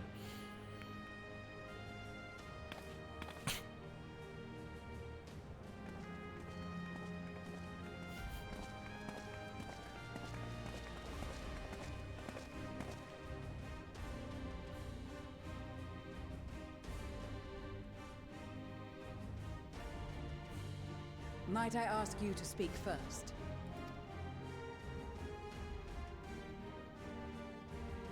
If I must, I am Arun Senna, spokesman for the Gridanian delegation. Here on behalf of my esteemed sister, the Elder Seedseer. So they were siblings. We shall provide support and protection to those in need during our time in Garlemald. To that end, I am joined by healers selected by the Conjurers Guild, with the Order of the Twin Adder's Finest serving as our escort. I love that man. He's such... he's so annoying sometimes, but I still... Suppose I'd better say my piece. Oh, that's who you are! Holy fuck! The face turn! Wait, I know you. Oh my god! The name's Sicard, in case you've forgotten. Truth be told, I'd rather you had forgotten. Yeah, sorry, buddy. You got fucking destroyed by the Admiral. No one is forgetting that for the rest of your life. Any road, the Admiral asked Captain Hilfear to send his best, and for whatever reason, he picked me. Yeah, because Hilfear believes in you, even though you're a fucking stubborn idiot sometimes. Of course, if I'd refused, I'd be the laughing stock of the bloody executioners, and my reputation's taken enough of a keyhauling as it is. But more importantly, like any pirate worth his salt, I know when you're staring down a storm, you gotta trust in the commander of your ship. Okay, okay, get on with it, Sicard. We don't need your life story. So if the Admiral wants us to go to Garlemald, not for plunder and glory, but the promise of peace in our time, then that's what we'll do. I hope you learn something this time. Since we all know how much the Empire loves its steel, we thought we'd bring along a few smiths to make the most of it. Give them a pile of scrap and they'll cobble together anything you fancy. Of course, just like the Gridanians, we got fighters of our own. We might have come with a more constructive purpose in mind, but we're more than capable of cracking skulls, believe you me. Well, you're certainly raring to go. But then again, so are we. Yeah, I hope you got better with your gun, buddy. You're gonna need it. The most dependable warriors of Uldar and Alamigo have assembled at the Sultana and General Aldin's behest. If Garlemald has truly fallen, then the whole place is likely to be crawling with Telophoroi. We'll need plenty of troops to clear and hold a path for others to follow. Which is why we hired a bunch of black mages. That's where we come in. Naturally, Marshal Terrapin and I will be leading from the front.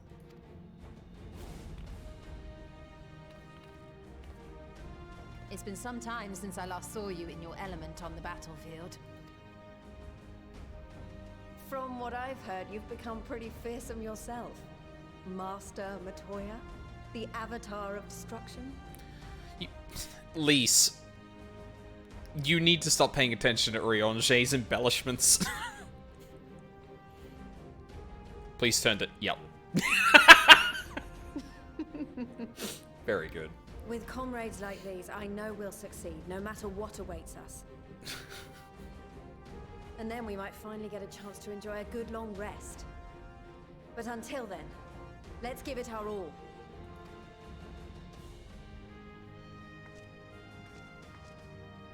As for Ishgard, we Temple Knights have come in force to uphold our nation's commitment to the peace and welfare of our allies. We also have something called a Dark Knight here? He said he was pretty good with a sword. I don't know, he came along. The bitter cold of Garlemald is a formidable enemy in of itself. Our experience fighting in ice and snow will prove invaluable in the days ahead. Oh shit, true. Accordingly, I have been designated commander of the Ilzabard contingent. I will do all in my power to provide you with the leadership and guidance you require. The four high houses, House Hylinart foremost among them, have arranged for a host of machinists to join us on our mission. Oh. Their knowledge of Imperial Magitech is sure to be a great boon. They will address any problems of a technical nature, together with the smiths of Limpsa Lomitsa. No wonder I didn't recognize them.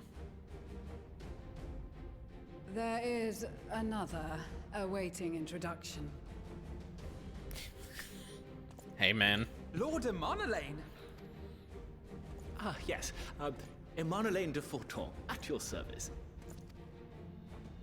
Though, lest there be any misunderstanding, I should stress that I've not become a fearsome warrior while you were away. Rather, far from it, actually.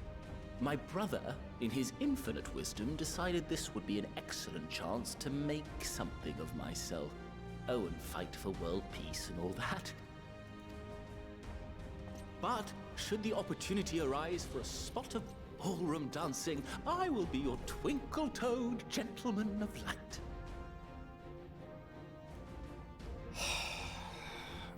He hasn't changed at all. May your graceful prancing lead the way to victory. dare say your fancy footwork may be all that stands between us and certain doom. No. Waves from almost the final zone. I've been a little busy and tired. God damn. Huzzah! I cannot wait to regale Honoroi with my tales of daring do. I believe that concludes introductions to the Grand Company of Eorzea. Lucia is so incredulous. Our allies from the Eastern Alliance were due to arrive some time ago, but it would appear they have been delayed. Would that be the shinobi of Doma? Actually, they've been tasked with relaying messages back and forth between the various Eastern nations. According to Lord Hien, however, an equally capable company of warriors has been sent in their stead. Please. Please give me Sadu. Out of my way, you preening fool! Yes! Let's fucking go!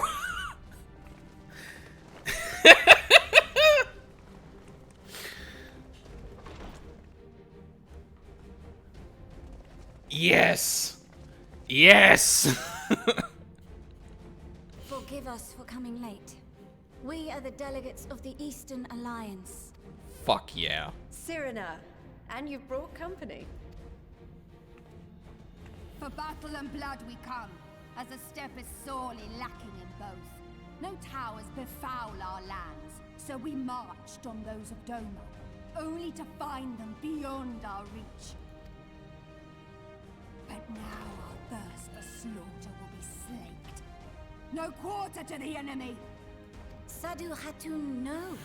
We go to make peace with the Iron Men, not war. Your job, however, will be blowing up as many people as you can. So, like we're going to kill people. It's fine, but like the broader thing is we're trying to make sure we don't fight more in the future. Warriors of the Steppe, we've heard many tales. I of love your her so much. We welcome you as allies. And these other ones you have brought are... Huh? Other ones? Members of the Dalmascan resistance group, Lente's Tears. Oh, shit. Nice. And the Bosnian resistance. Yep. Between them, they have a wealth of experience in espionage, and are particularly adept at infiltrating Imperial facilities. Which is fortuitous, since Garlemald's domain is so vast that I could never hope to handle reconnaissance duties all by myself. Dalmasca, Bosnia, Alamigo. All lands which have suffered the tyranny of the Empire. I would never presume to question your motives. Nevertheless, I must reiterate that our goal is to aid the victims of the Telophoroi, the common folk of Garlemald. And they are victims, make no mistake. Though I understand that many may struggle to see them as such. You're more right than you know. For every one of us that answered the call, there were a dozen that refused. Yeah. Not only in Alamigo, but everywhere we went. And who could blame them? The Empire's always been the enemy. But after seeing what we've seen, fighting and working against and with Garleans, there's no denying the simple truth. They're just people. No different from you or I. They've got their share of liars and murderers, but so do we. So do we all. Fordola, who once swore herself to Garlemald, has proven herself a trusted ally time and time again. Every Eorzean here knows Cid Garland, the Imperial defector who shared with us countless technological wonders. Gaius bloody Baelsar himself is working to help rebuild Werlit, a nation he once conquered. Yeah, but that brings him up from the bedrock, not like makes him good. Like, let's not. The other people you mentioned aren't responsible for the tyranny that happened. Like, So you can believe me when I say that every fighter here understands and accepts that the Imperials are not monsters and are deserving of help. Or at least that they were able to put aside their feelings for the greater good.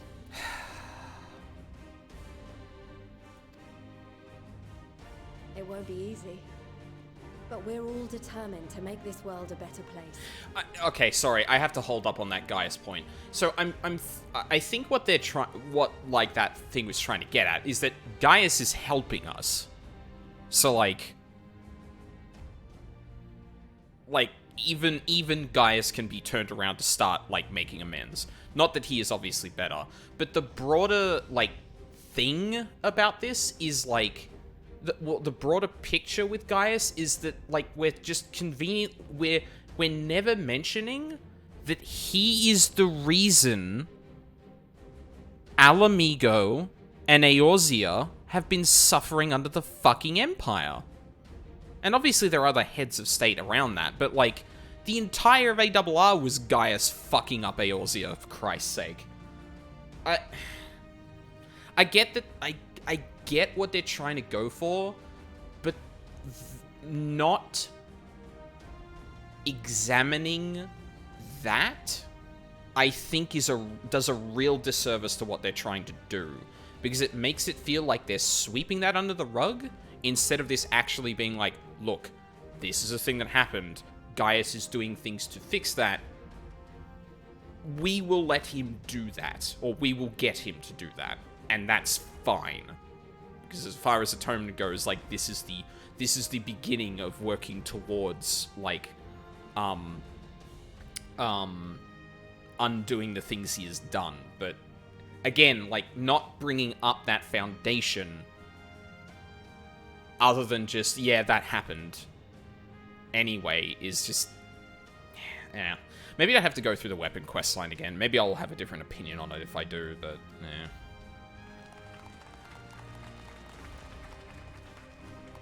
What lingering concerns I may have had were clearly unwarranted. I agree with everything you said wholeheartedly. Then we are in accord. Now, let us review our strategy. To reach the Garlean capital in northern Ilsabard, we must cross the central mountain range. Fortunately, Garlemald Ironworks can provide aerial transport, sparing us this most treacherous part of our journey. However, attempting to fly any closer to Garlemald would attract the attention of the Telophoroi.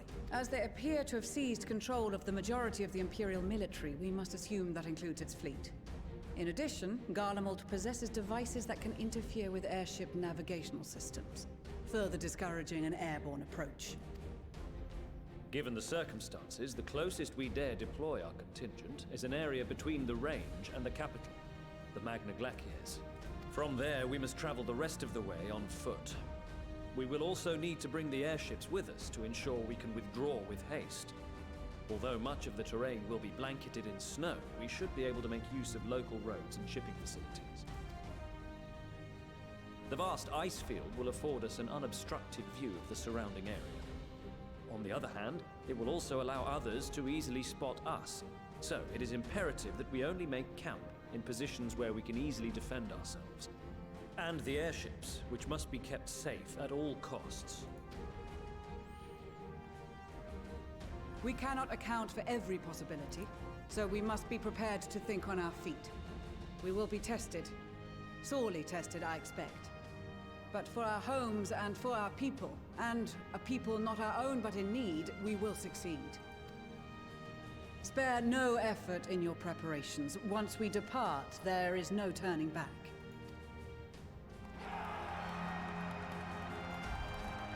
Literally all the warriors. I fucking love this.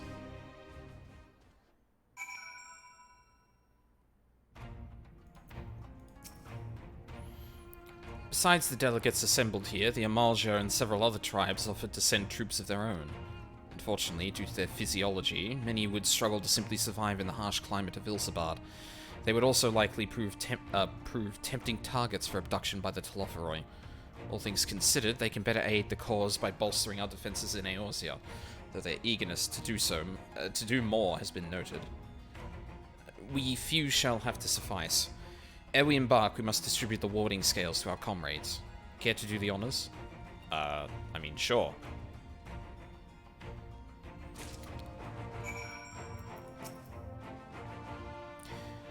We heard it would be cold in Garlemald, so we came prepared. Here are your scales. Oh, the talismans. We are to keep these close at all times, yes? I will see that no one misplaces theirs. Ah, and before I forget, I have a message from Hien. In distant lands and times of strife, together stand, together fight. In darkness shines the light of life.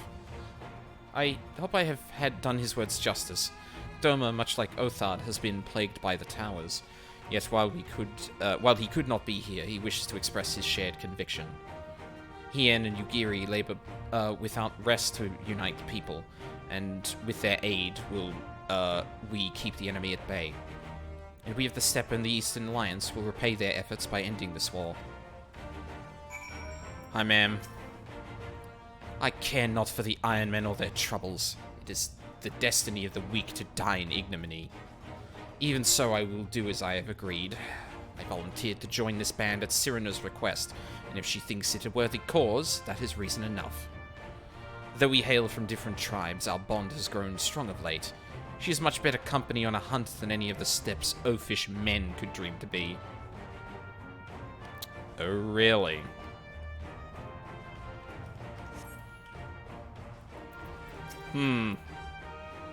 Yes. Hang on, what did that say? These enchanted talismans, or should that be talismen? That's a good question. Would probably require considerably less time and effort to produce if the alchemists of the Great Work were not so preoccupied with making them look pretty. I mean, listen, I can appreciate that. So these are the famed warding scales. Enough for me and my men, I see. Under normal circumstances, I would not be allowed to travel outside of the Twelveswood. The Elder Seedseer, however, has granted me special permission. She has bid me lend my magics to the people of Garlemald while learning all I can of their ways. In doing so, I will come closer to understanding myself and my place in the world. Or so she says. I say it is past time our allies benefited from the power at a Seedseer's disposal. Some bemoan that we hide our light under a bushel, and I intend to address that criticism. You know what? I like you. That's a really good attitude to have. Hey, Sicard. I hear you've got something for us.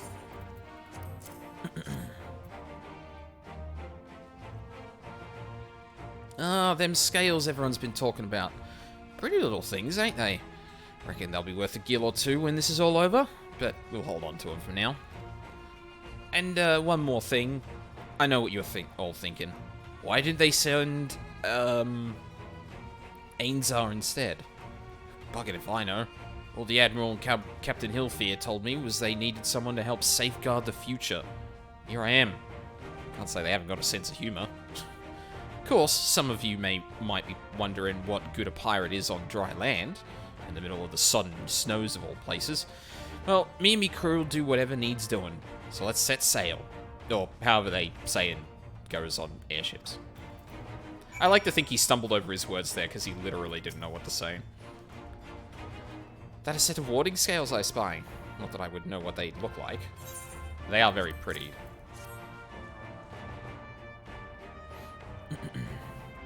Wow, look at these. You know, layman like me can tell they're bursting with ether. All the better to fend off the tempering waves? Is that the right term? Anyway, these will give us one less thing to worry about, which just leaves the other mountain or whatever is waiting for us in Garlemald. Oh, only one way to find out, eh? Nervous or not, I'd march through all 7 hells if it gave me a chance to put Xenos back in the grave where he belongs. Warding scales for the Ishgardian delegation, I take it? Yep.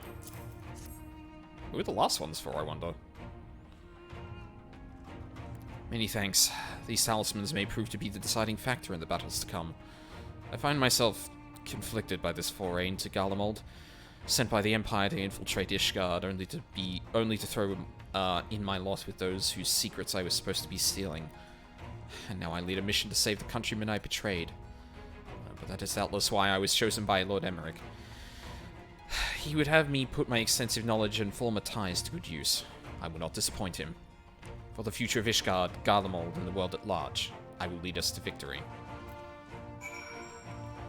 Oh. Do you have a warding scale for me too?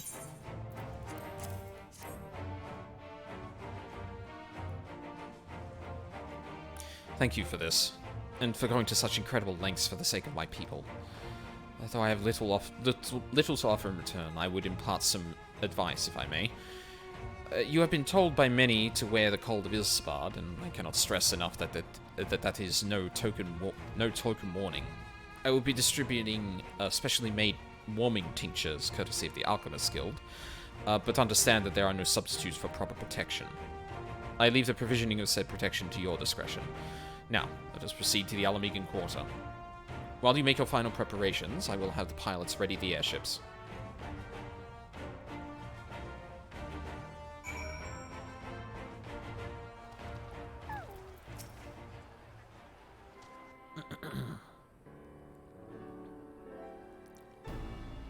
This is our last chance to make ready before we set forth. You needn't worry about Ariage and I. We still have what we wore in Garlemald before. Estinian claims to be quite warm and toasty beneath his armor, and since he spent a fair time up north recently as well, I have no reason to doubt his words. Most of the others will be borrowing Grand Company stock. The rest of you could do likewise, I suppose, provided you're not overly concerned with style. Not to put too fine a point on it, but I wouldn't be seen dead in any one of those ridiculous overcoats. If only I had time to find something to my liking. Hark, is that the cry of the scions in need of a tailor, I hear? Who is that? Yeah! but how? I have my ways. Oh, yes, indeed. You thought you could sneak off to Ilsbard without telling me? Nothing escapes my notice. Tataru is becoming too powerful.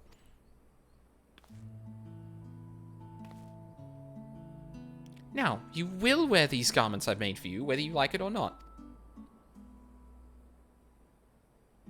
You never cease to amaze. But why do you need a new outfit as well? Wait, are you coming with us? What? No, of course not, silly. It's all in the name of fashion. Rather the pursuit of the highest quality fashion. Besides, how can I expect others to wear my creations if I've never worn them myself? Ah, I did have one other thing to share. Oh. Agmus and Bloomvida have finally returned from assignments in faraway lands. They'll be staying at the Rising Stones for a while to keep an eye on events throughout Eorzea.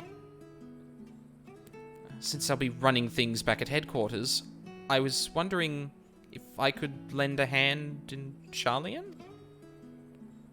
Oh, why not? You can keep Cryle company in the Baldessian Annex. Yes, we'd love to have you there. And I heard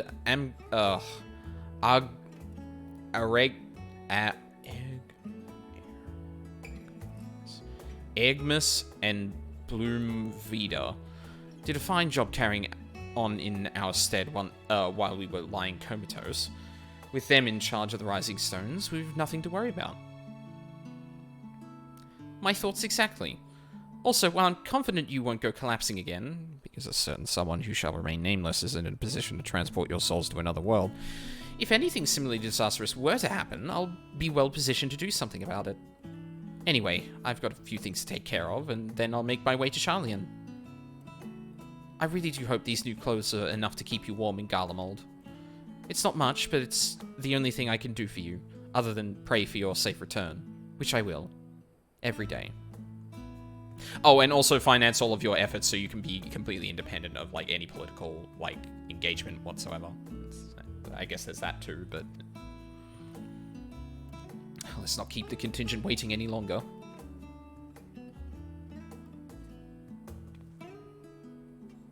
Here are your winter woolies, handcrafted by yours truly. North Sea coat.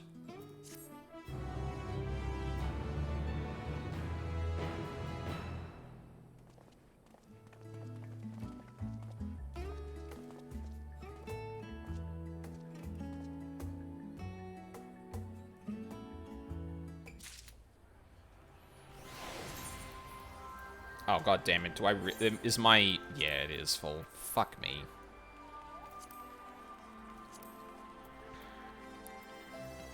that is still a thing. That's good for stuff. I can put you in here and put...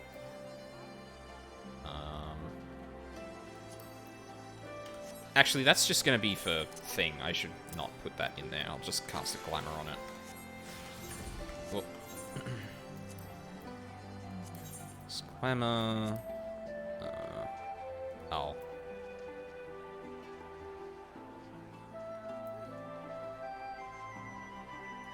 There it is.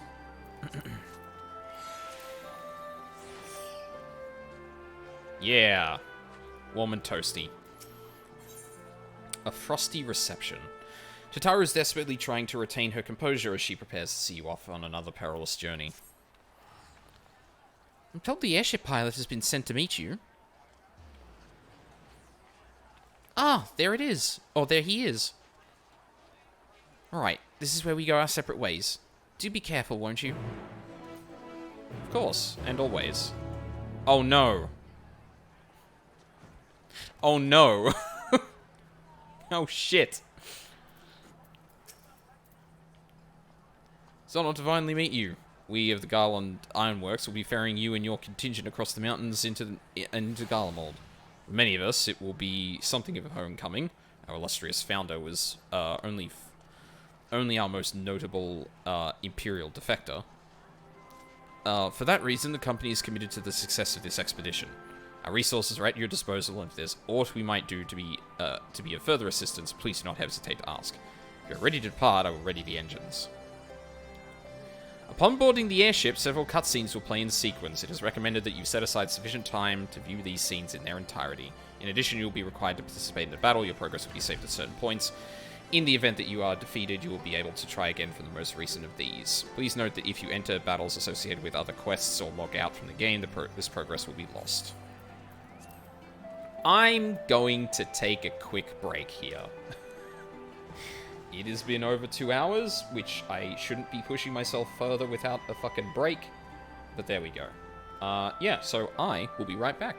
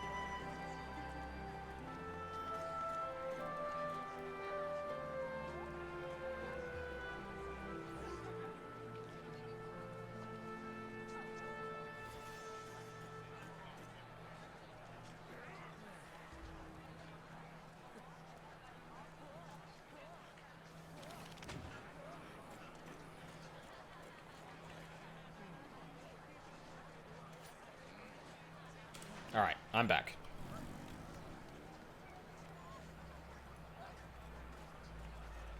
I think in about an hour and a half, I'm probably gonna call it. I'm gonna order some food around that time. I'm wondering, like, should I order that before? No, because I want to go on a walk, and I should do the walk before I eat food, so, like, I'll probably do it, like, as I... Yeah, okay. Sorry, I just had to, like, think for a second on, like, whether or not, I was ordering this, or thinking of, doing this in the correct order. Also, Bunny Boy. Alright. Yeah, we read all of your stuff. Yep, we know. Alright, let's go. The first several cutscenes will play of the expansion. I'm sure absolutely nothing will go wrong.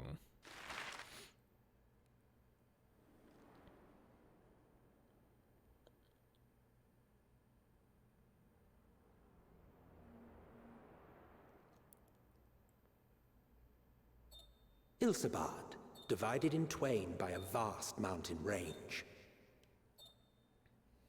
Those who would traverse its jagged peaks face peril at every step.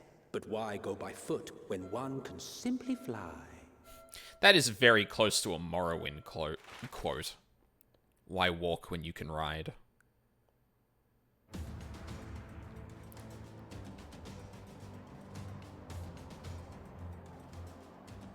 On the outskirts of the Imperial capital, in the frozen wastes of the Magna Glacius,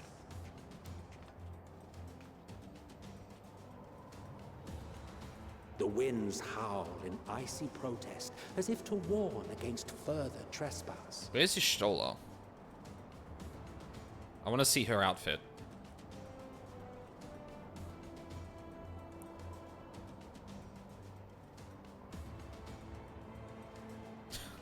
God, Amanalane.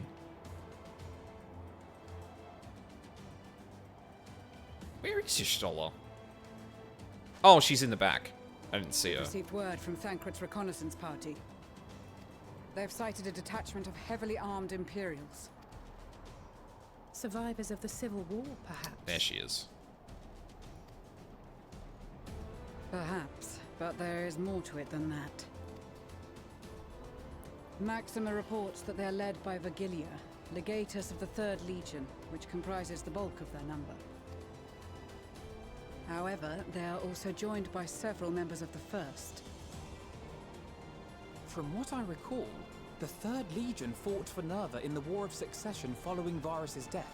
The 1st, on the other hand, were under the direct command of the Emperor and rejected Nerva's claim to the throne. These legions were enemies. So they've been tempered. Indeed. In fact, our sources claim that it was a conflict between them that sparked the Civil War. Yet now, these former foes cooperate to defend a ruined Garlemald from invasion. Then it is all but certain they have been tempered. Correct. So, what's the plan? If me and my crew is out reaving, we charge straight in, no messing about. But that ain't what we're here for. Quite right. Soldiers or no, they are people of Garlemald. The very ones we have come to aid. Direct confrontation is unavoidable. Nevertheless, we must make every effort to limit casualties on both sides. Rather than kill them, I would remove them from the field. How so? Savage beatings, disarmament, and imprisonment? Not impossible, but easier said than done in the heat of battle. Ariel? Having observed the opposition, I imagine Thancred had something to suggest? He did. He and the other scouts have already infiltrated a supply depot some distance beyond the Imperial detachment's current position. Stored within is a stockpile of Magitech armaments. And once we give the signal, Thancred's team will destroy them all. In so doing, we will deprive frontline troops of materiel, and likely force the detachment to send men to investigate. Divide and conquer. Not a bad idea. Once the scouts have finished their preparations, we will split into 2 groups. Why did he say it like that? The first will form the vanguard, while the other brings up the rear with our supplies.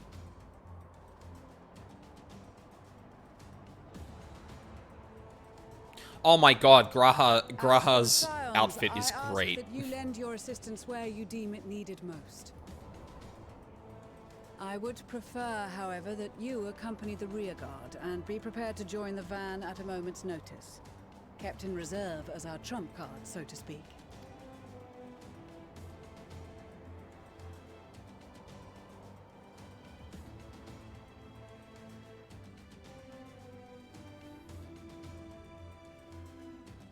Meanwhile, at the Imperial Supply Depot. I'm glad we at least got one of those while I named the stream what it is.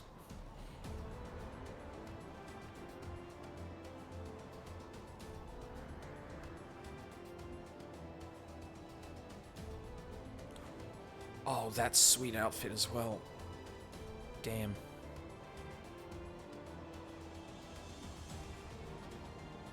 Your proposal was well received. More specifically, they asked that we destroy the Imperial's toys in as spectacular a fashion as possible. Miss Stoller always did have a flair for the dramatic. She's not an easy woman to please, but I shall do my best to satisfy her thirst for fireworks. All right, once more for my peace of mind. Our first objective will be to rig the enemy's Magitech with explosives. After we've withdrawn to a safe distance, we'll detonate them remotely. Our second will be to issue a deactivation command to the automated units via the control terminal. If our calculations are correct, this signal should reach those deployed on the front line, giving our friends a much-needed upper hand. The blizzard will help us stay hidden, so let's aim to get in and out before it passes. Trust in the plan, and we should all live to see tomorrow. We're probably going to participate in a lot of the parts of this battle, aren't we? In the meantime, I will relay messages back and forth as the situation unfolds. You'll forgive me if I ask again, but are you certain you wish to play the lone wolf? Yeah, there we go. Wouldn't have it any other way. Call it foolish and reckless if you like, but I'll get the job done. I always do. Very well. I wish you the best of luck.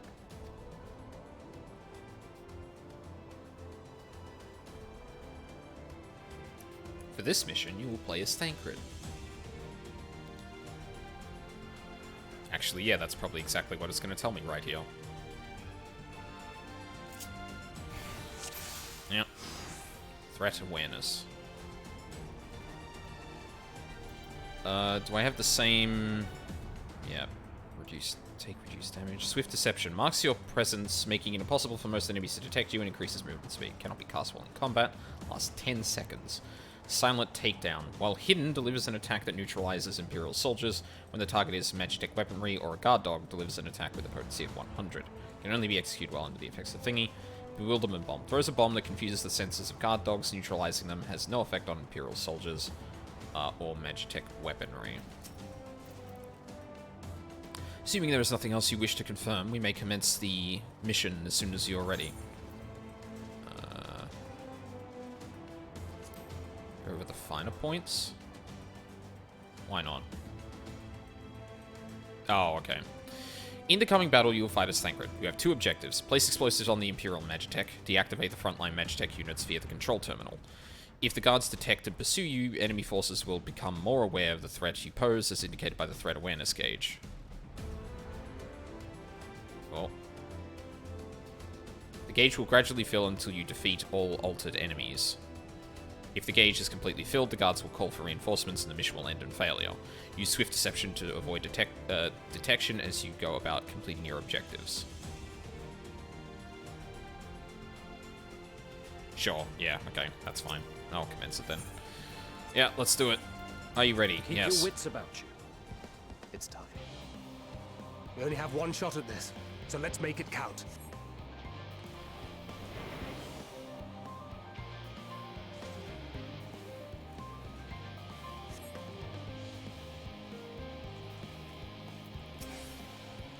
Oh, for fuck's sake.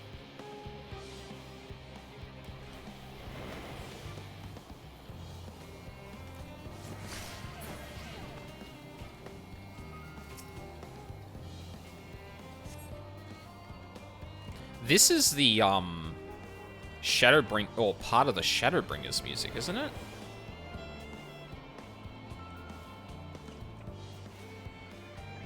How do I... Oh, fuck. Hold on.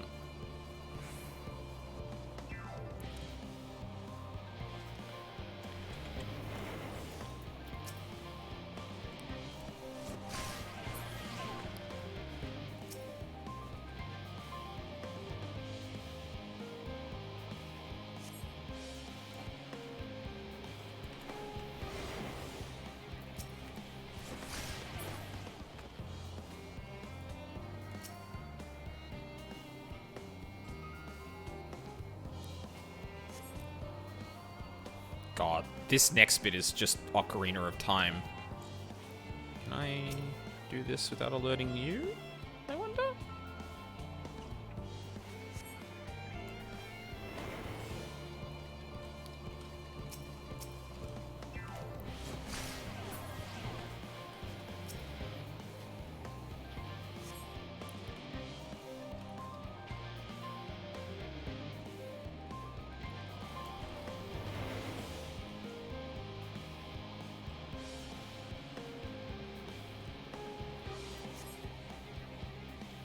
Right. Is that an aimed thing, or...? Yes, okay. You know what? I think we'll try and... Oh, I can't do that. Okay, never mind. Fuck. Don't recall knocking out guards and... Ooh. No, it's just like the two soldiers walking around there. Very much feels like part of that. Actually, this is probably going to deactivate that, isn't it? Okay, close enough. That'll do.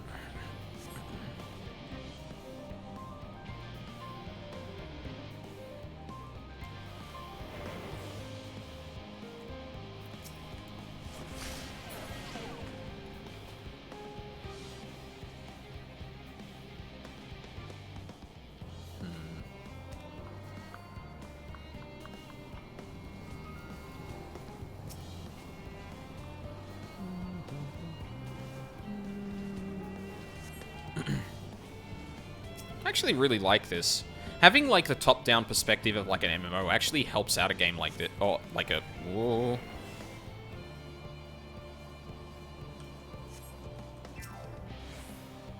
Almost got seen, I think. This is Thancred. The explosives are in place. Very good.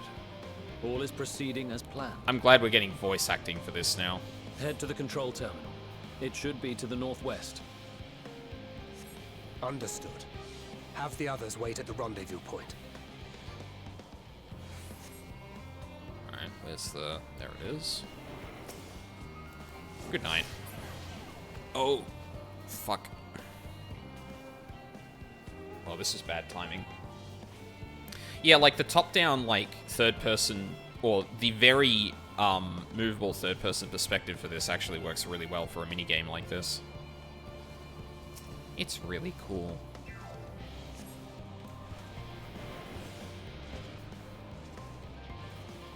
I get you. Give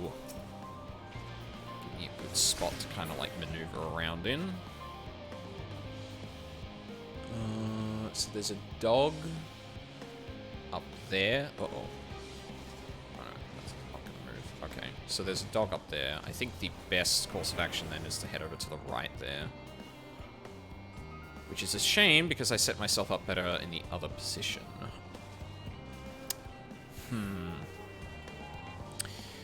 Okay, here's what I'm going to do. I'm going to wait until he comes back, knock him out, move back up to here, throw the bomb, shield, like, cloak myself again and get rid of him. Or get rid of them. That should afford me the space I need. The only problem is that fucking slasher, but they just moved out of the fucking way.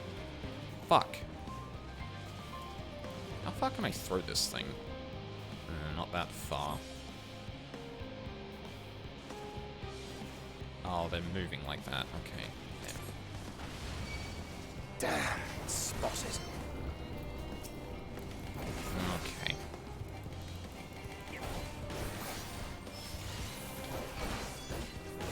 Sure, come on. Oh man, I'm getting fucking hammered. Holy shit.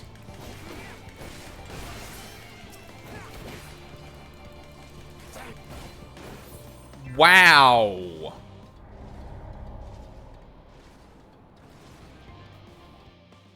I thought that was actually going to be a fair fight, but no fucking... Oh my god, come on.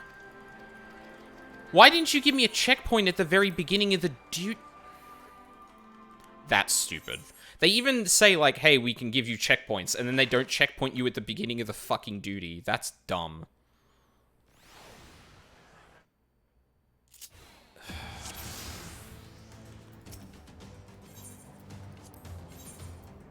Keep your wits about you. It's time. We only have one shot at this, so let's make it count.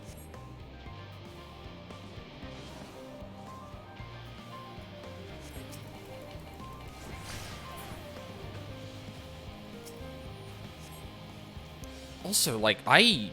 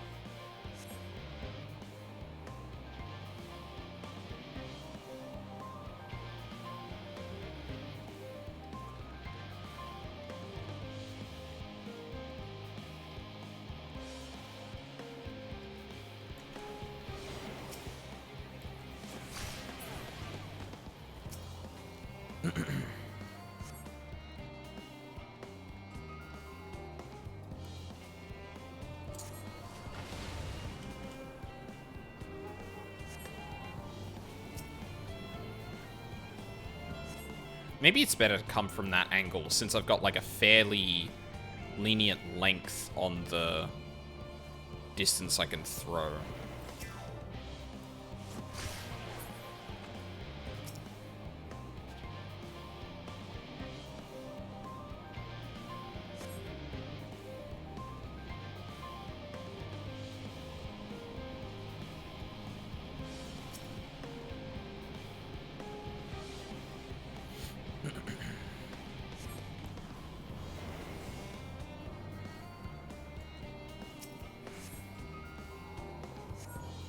This is Thancred.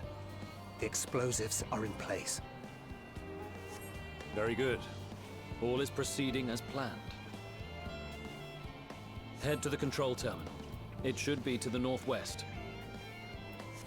Understood. Have the others wait at the rendezvous point.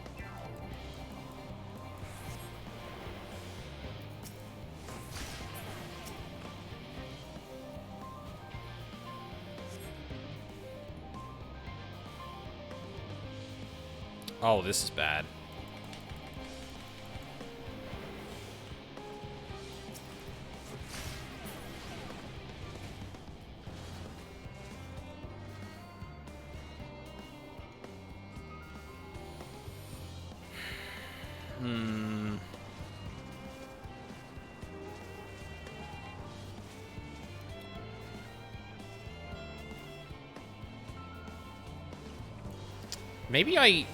Maybe I should take out one of the slashers here. Like, I could take out, like... Oh, no, they move around a fair bit. Maybe I...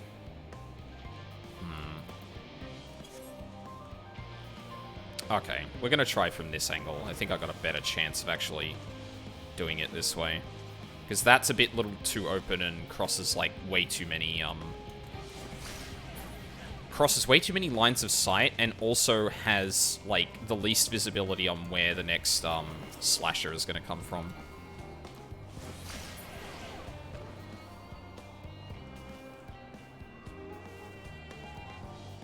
Okay, so this is gonna be the hard bit.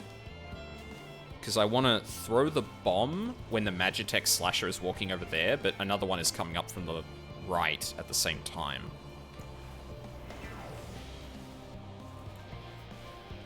That should be close enough.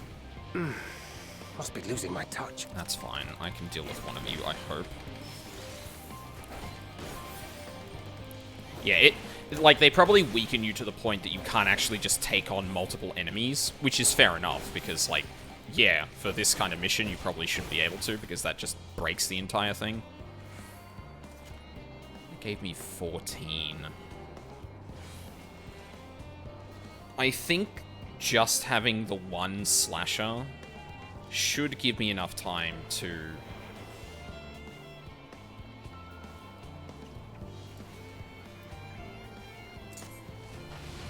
Yep. Cool.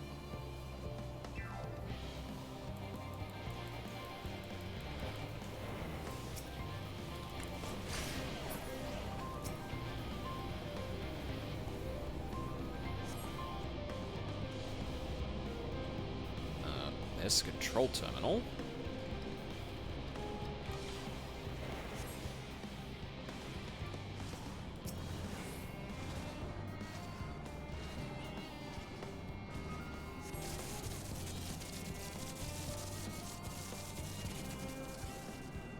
Oh. Hey, what's up? Oh, we did it. Mission complete.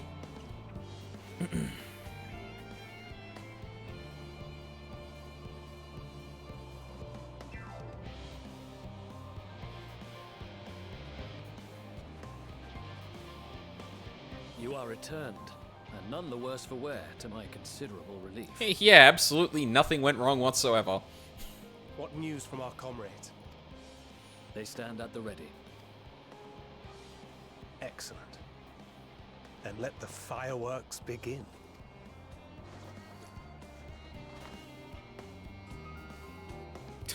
That is a very fancy detonator.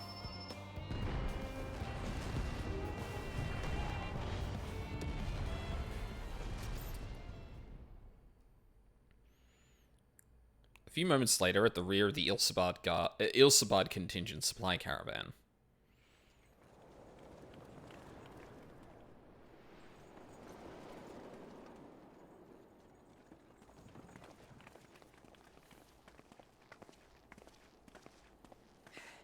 The blizzard's beginning to clear.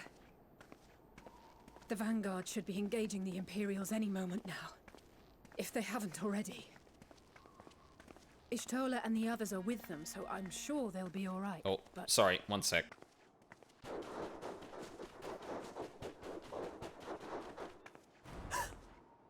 Wait! Something's coming!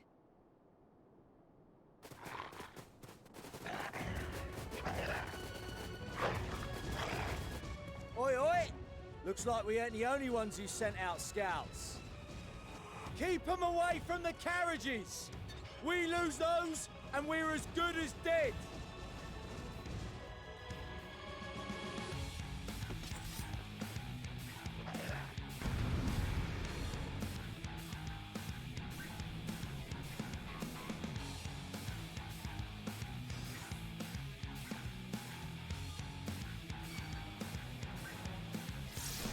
Fighters! Protect the others!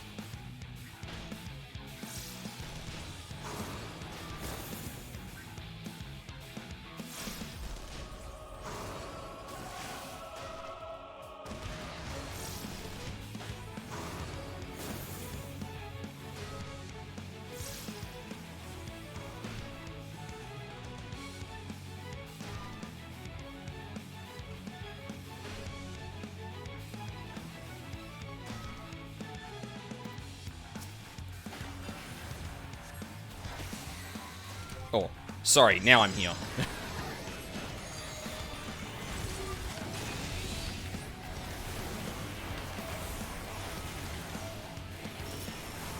Apparently someone was ringing the doorbell and didn't realize that they, or couldn't,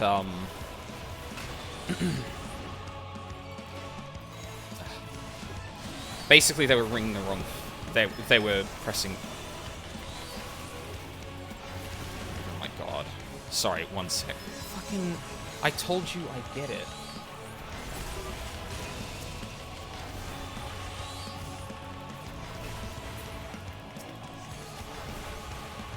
It's like really bad timing for that to happen. Because I don't know what the... Other than like something started attacking us, I don't know what happened. A brief respite, but stay alert. Oh, that's gonna waste my fucking... Yeah, Keep okay. the carriages safe. Oh. Where's the mana lane? What? Oh my god.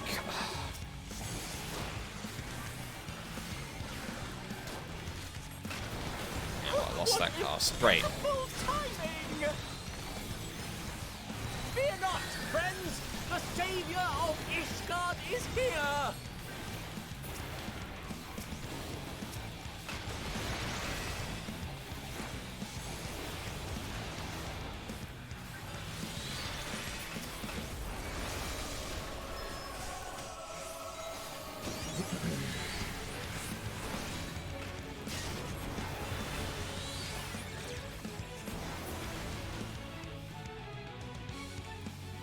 A fine display, but the other carriages are still in danger. Go on ahead. We'll hold the line.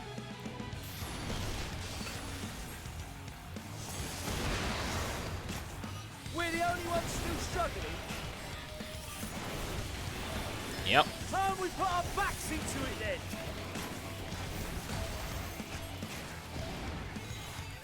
I've been itching for a good scrap.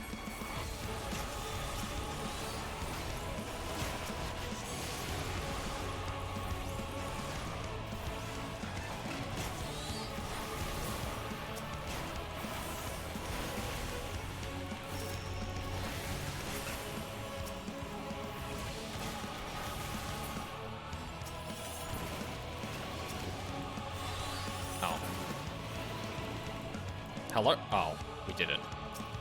Oh, not quite. Holy shit, Ruin 3 hits like a truck.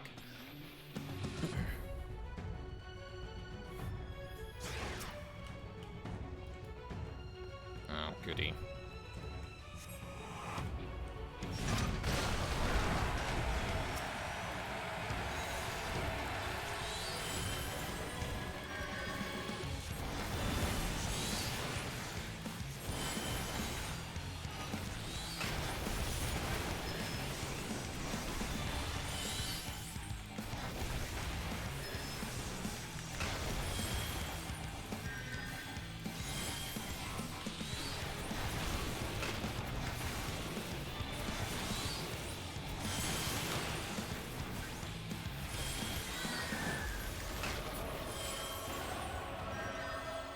You lot all right back there?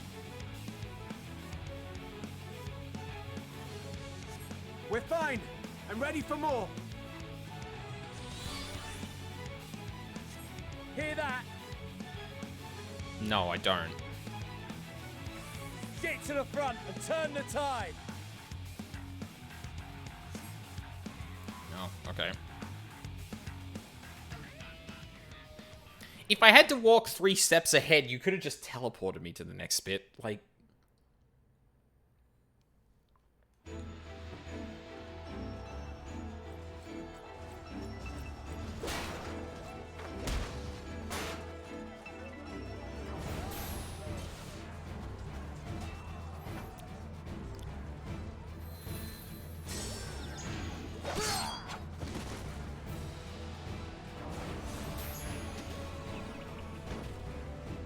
Removed from the field was not a euphemism for enthusiastically murder.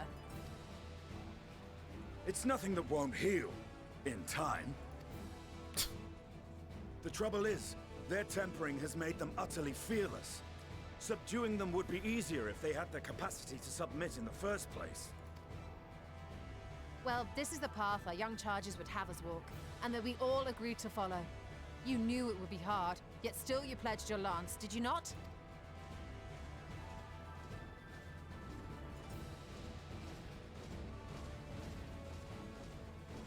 That I did.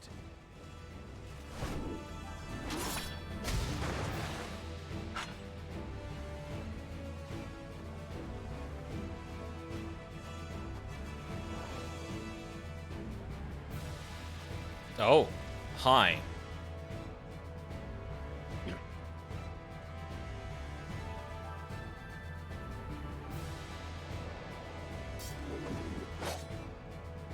Gun lance. That's Virgilia.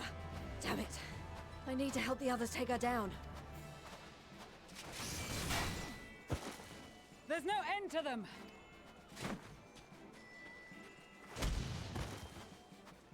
Hello, trump card walking down the road. I was wondering when you'd turn up.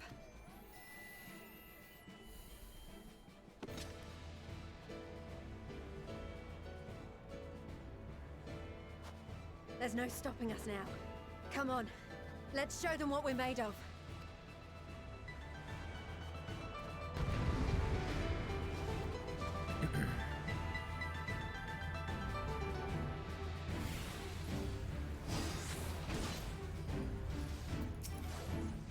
We have them now! Forward!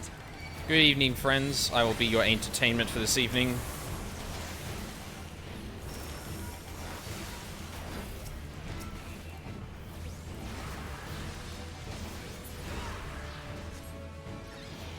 Oh, shit. Right! Let them have it!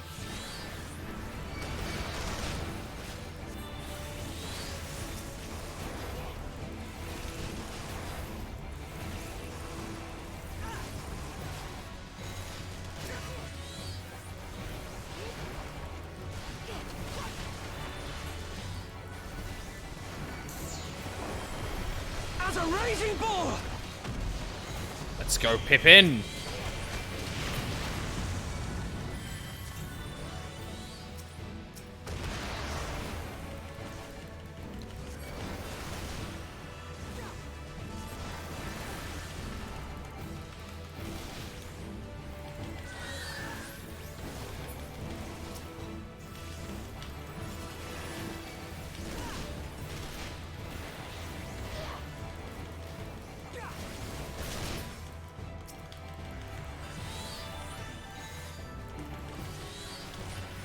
That's her!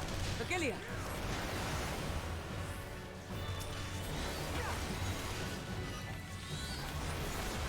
Do not fall behind!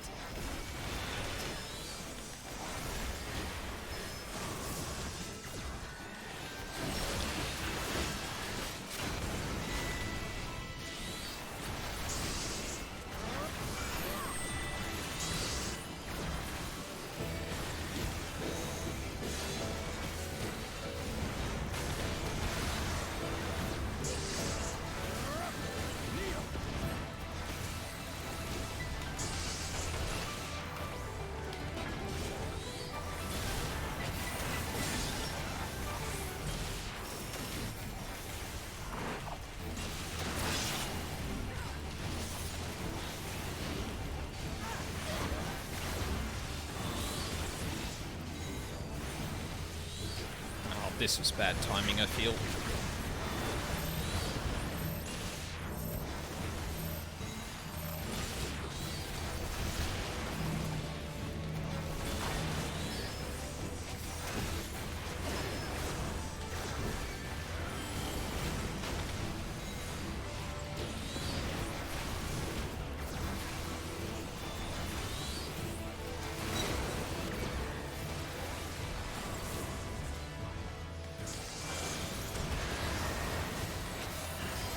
Is everyone all right?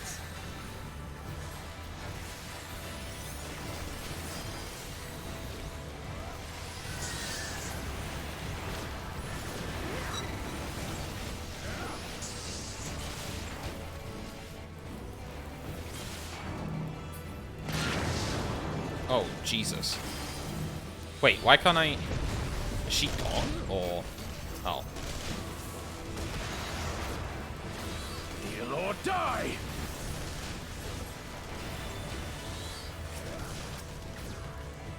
Oh, for... I thought that actually went off. God damn it.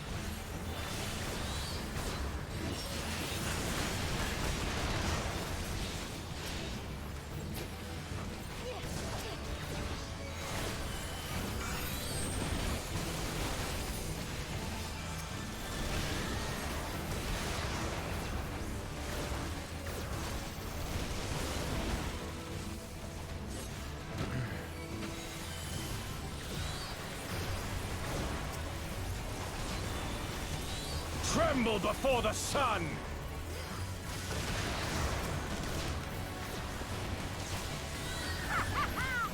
May your screams fill the air! Love you, Sadu.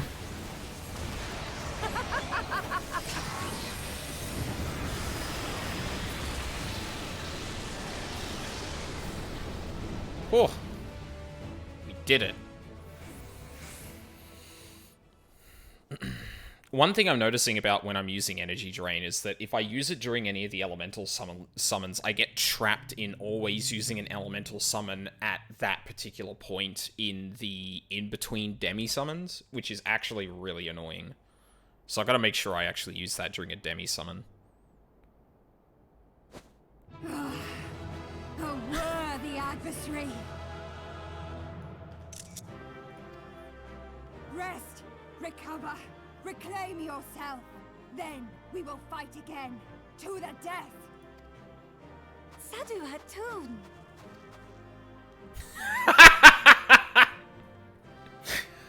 That was the last of them. Get fucked. The day is ours, thanks to your timely arrival. What of the supply caravan? I cleaned things up. They should be fine.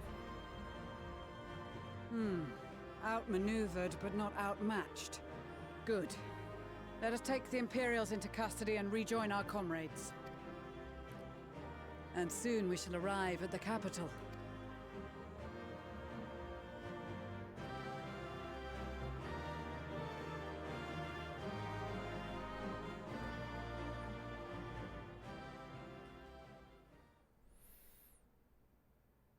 So cold and unforgiving. Thus spoke Emperor Solus as he gazed upon his barren domain. Said Emmett Selk.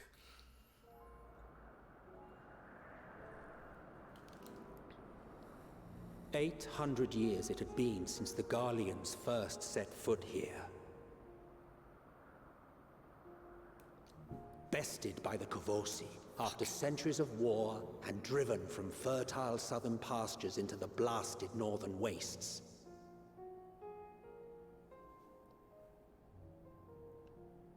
In that garden of desolation, they clung to one another for warmth, freezing, hungry, desperate, hated.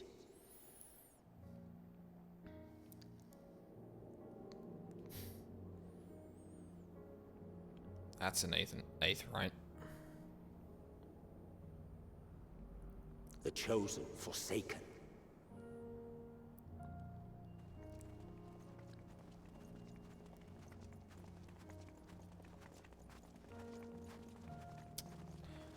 I can hear the doorbell. Wait, that is actually working? Did the fucking... In the year 1513 of the 6th Astral Era, a young legatus named Solus single-handedly sparked the Magitech Revolution.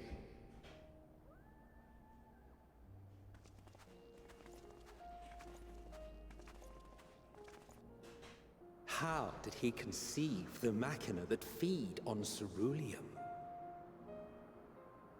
Once a common, soft-spoken soldier, how had he so quickly ascended through the ranks?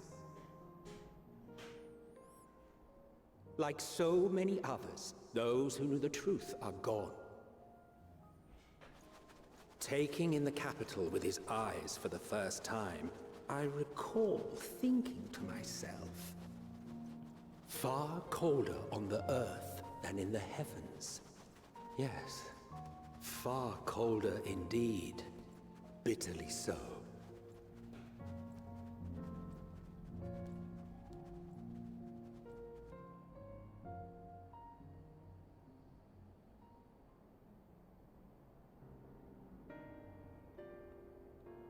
Please give me a point to stop, for fuck's sake. Not so much as a whisper. Okay, there we go. Sorry, I'll be right back.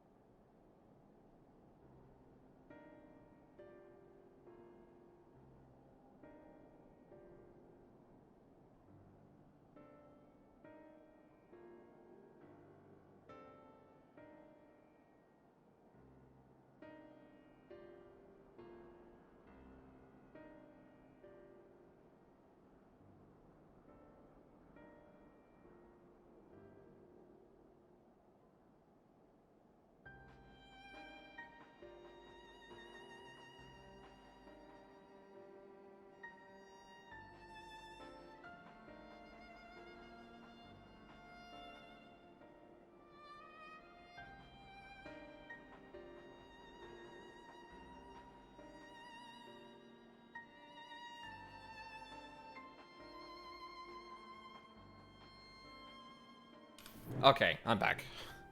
I finally understand what happened.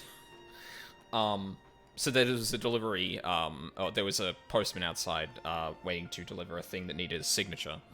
And my housemate called me to, like, ask if, like, I could go outside, and I'm like... Well, I mean, I hadn't heard the doorbell at all, so I was, like, not aware of that. But then, like, she called me, and I was like, wait a minute, isn't she home? She was waiting for that all day. No, she stepped out for 20 minutes to go to lunch. So, like, the literal second that she walked outside, it was like, oh, this seems like a good time to deliver this thing you've been waiting for. Yeah. Alright. Still got about another 45 minutes, an hour. And then I will think about wrapping up the stream just for now.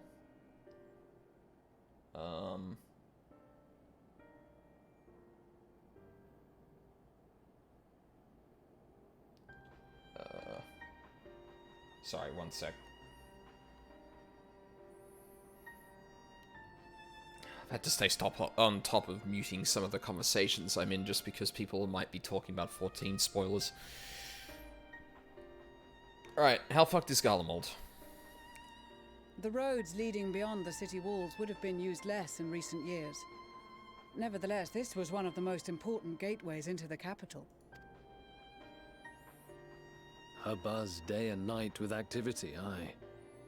Merchants passing through the checkpoint, many of them stopping at the local hostelries. Surely they cannot all have been tempered. We can consider the question after we have made camp. If we spend any longer outside, we may well freeze to death where we stand. The tempered Imperials, too.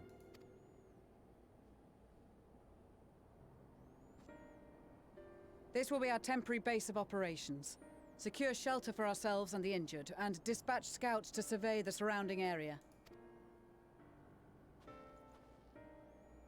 If we're planning on staying here a while, we ought to give this place a proper name. Well, the constant sound of ice cracking underfoot makes me think of broken glass. An apt name, perhaps. But enough of this. To work, everyone. Camp Broken Glass? Is that really what we're calling this? Hang on, I can probably tell from the Aetheryte. Yep, Camp Broken Glass. Alrighty then. 86, 83, 83.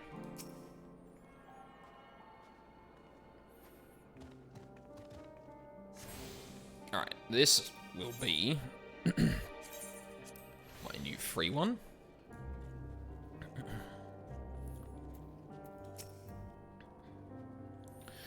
In spite of the obstacles we've faced, our plan proceeds apace. Just a little further and we will reach the capital itself.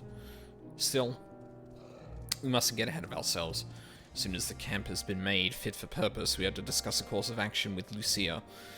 Would you mind asking Yshtola and Graha to join us in that building to the northeast of the camp? Alize and I will meet you there.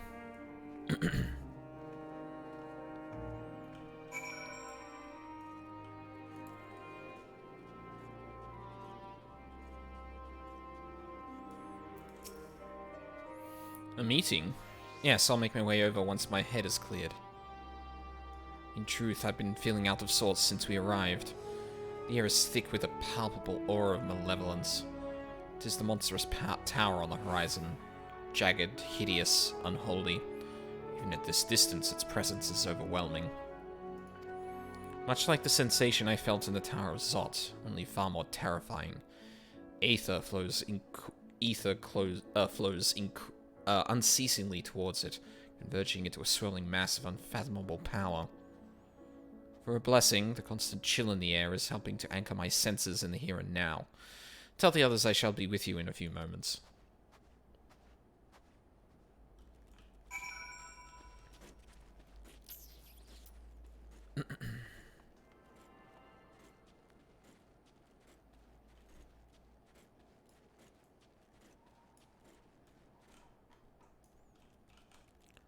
God, I love that outfit.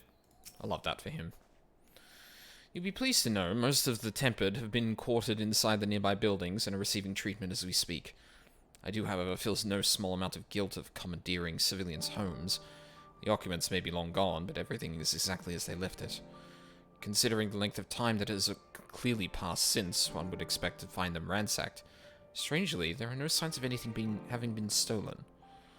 It's possible that everyone fled at this first sign of trouble. It seems to me they left far too many useful possessions behind. Aye, although there is no conclusive evidence, I strongly suspect they were tempered. Sorry, I was merely thinking out loud. You mentioned a meeting? I'll make my way there.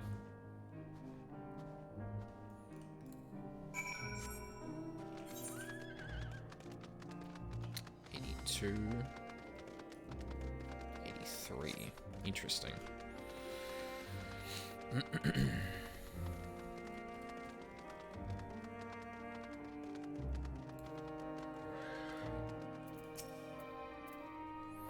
Thank you for informing the others of our meeting. When everyone is here, we will begin.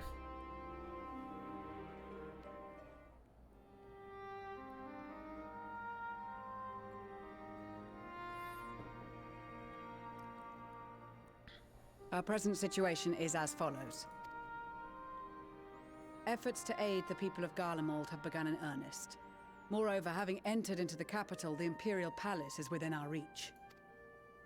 But before we proceed further, we must learn what has befallen this city, for therein lies the key to understanding and combating the Telophoroid's designs.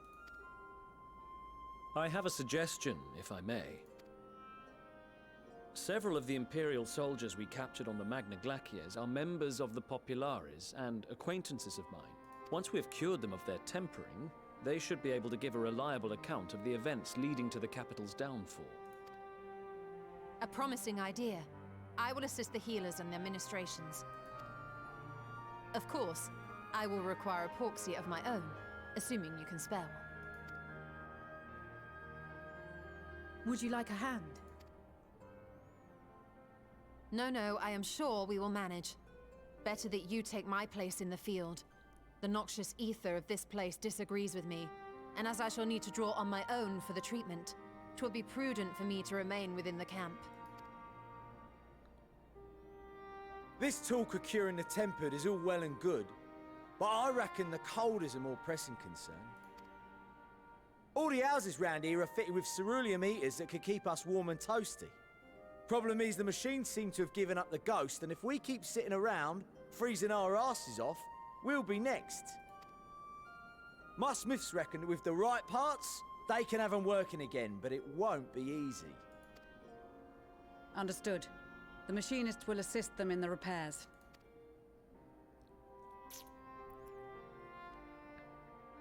The rest of us should either stand watch or survey the area. We've made our presence known to the Telophoroi. They will be searching for us, if they have not already ascertained our position. That we have seen no sign of them since the battle suggests they have yet to do so. However, I suspect they may be biding their time. Or perhaps we are beneath their notice. Oh?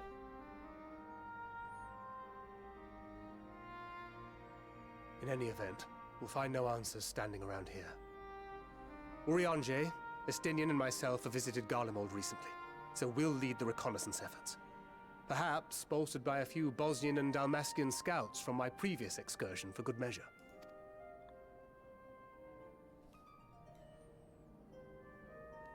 Don't forget about us Alamegans. We have experienced scouts of our own. Oh. Well now, this is turning out to be a rather sizable team. With such numbers, we should be able to cover a wide area with relative ease, including that surrounding the Imperial Palace.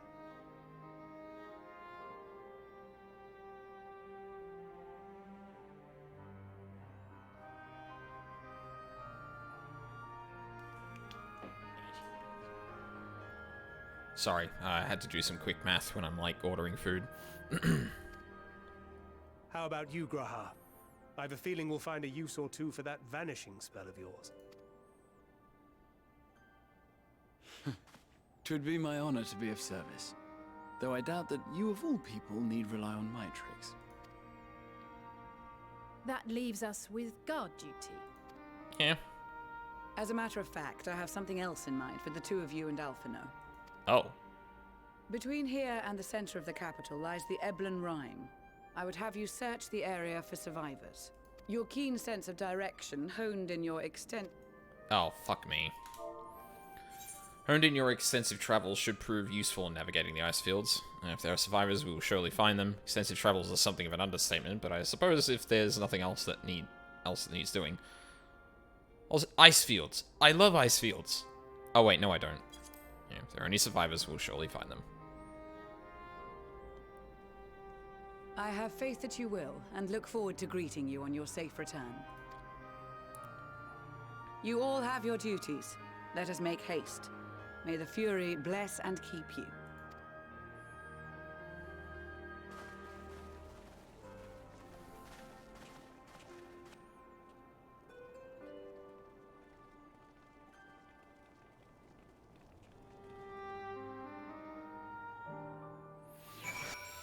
Alright. Time to track down some aether currents. 170 east. Gods be good. If it's this cold with Tataru's clothing, I dread to think of how we'd fare without it. I must remember to thank her when we meet next. It makes me realize, too, that while the people of Garlemald have spent their whole lives in conditions like these, even they'd be hard-pressed to survive away from the warmth of their homes. If there are any survivors, we must find them and quickly. Emanaline? Oh no. You got left with guard duty too, didn't you? Emanaline is, as usual, milling about aimlessly. What ho, chums! Been given something to do, have you? As it happens, I too have been ordered to make myself useful. Sounds like a rather tall order. Since you ask, where to scour the, Eblan Rime for survivors? What? Wander around ice fields on the off chance you'll find someone. You'd take forever to finish the job without the benefit of my expertise. Or, more specifically, my telescope.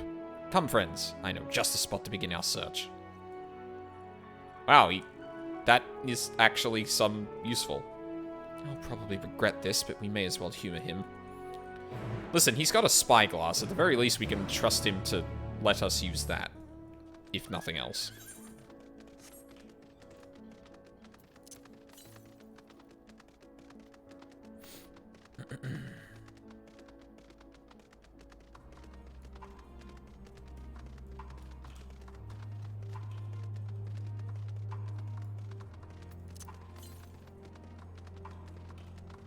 Music's really quiet here. Oh, it was on this hill.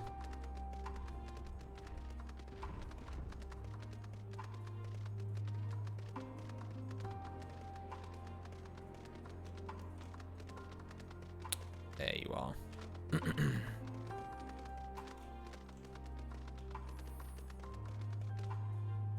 Oh. No, there we go.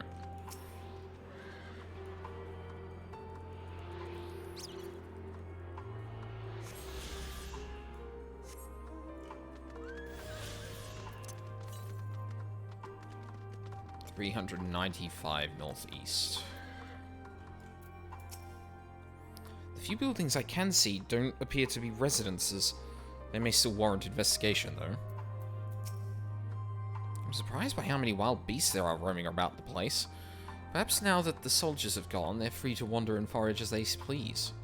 Yeah, probably.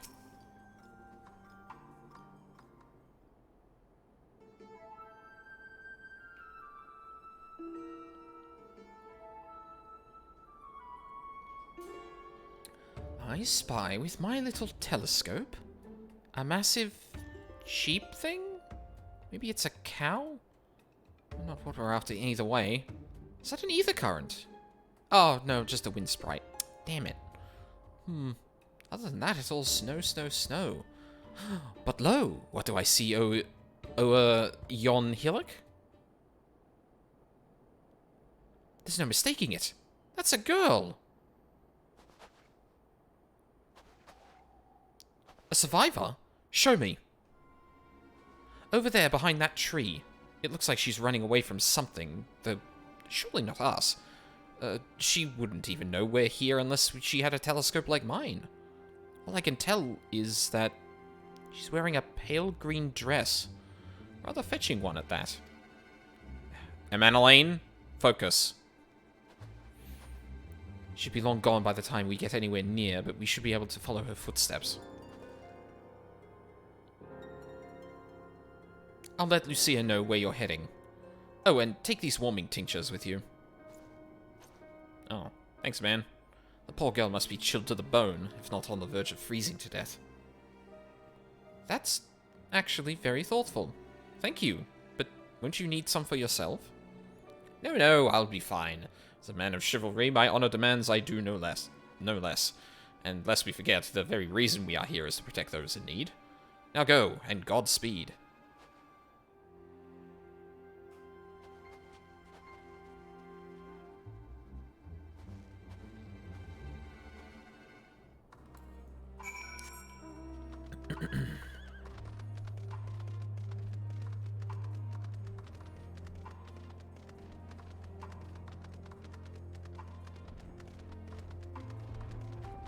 Footprints in the snow.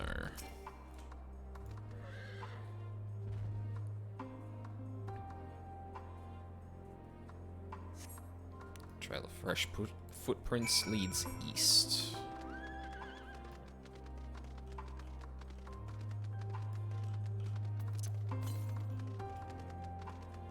$259 north. Can I pull out my map? Yep. I'd say probably around there somewhere. These footprints appear to be the same as those you saw previously, and they lead towards the building.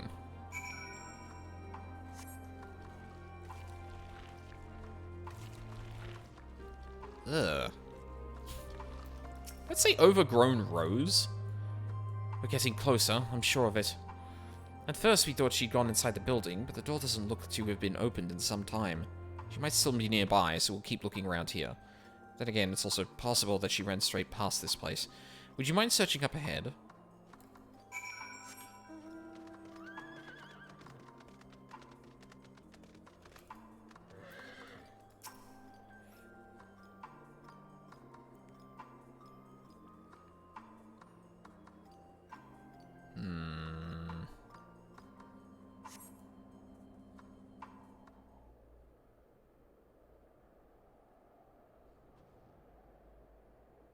Oh.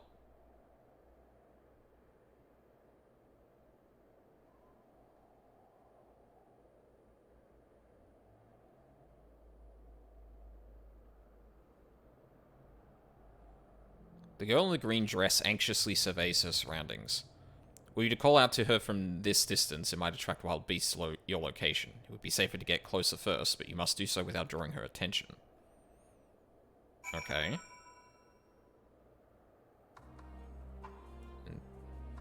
Follow the girl from a safe distance. The objective will end in failure if you are noticed. Make use of cover such as rocks to approach her without being seen. Similarly, the objective will also end in failure if you fall too far behind. Should you fail to complete the objective, you may try again by returning to the designated location. Okay.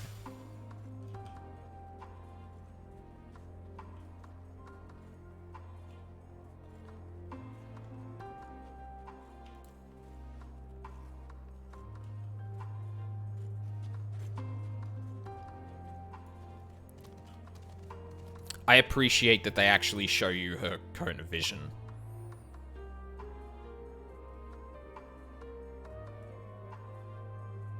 So far, so good.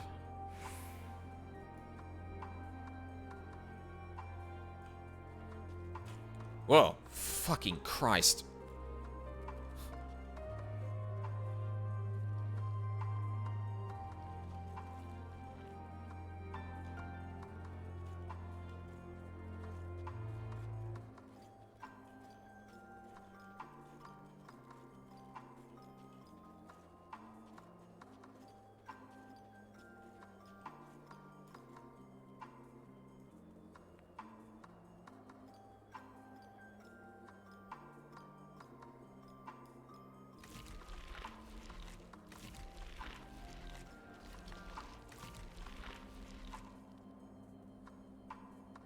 Would you stop making noise?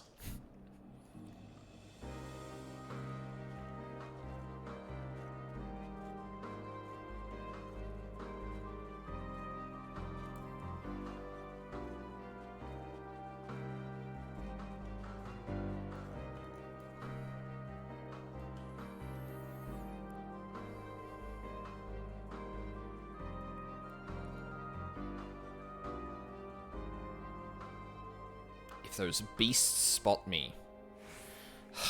See, I want to say that that means that she's not wary of us, but... Listen, Garlemald's used the word savage, well, I mean, it's probably considered a literal slur in this context, but... Like, yeah. Yeah. Got to keep going, they're all depending on me. Roses are red, violence is due. That's very good.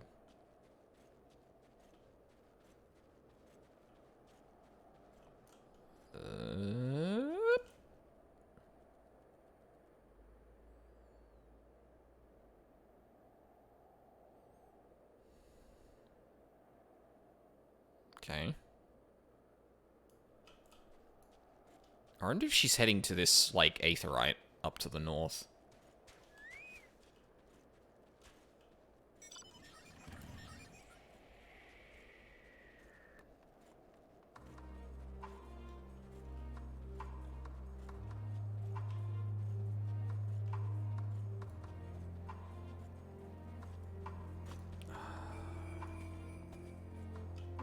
Oh, okay, good. I did it.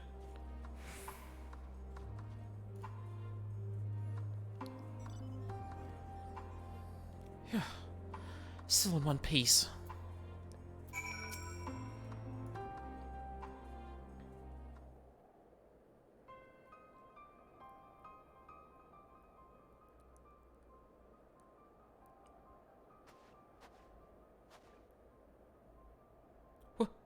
Who are you?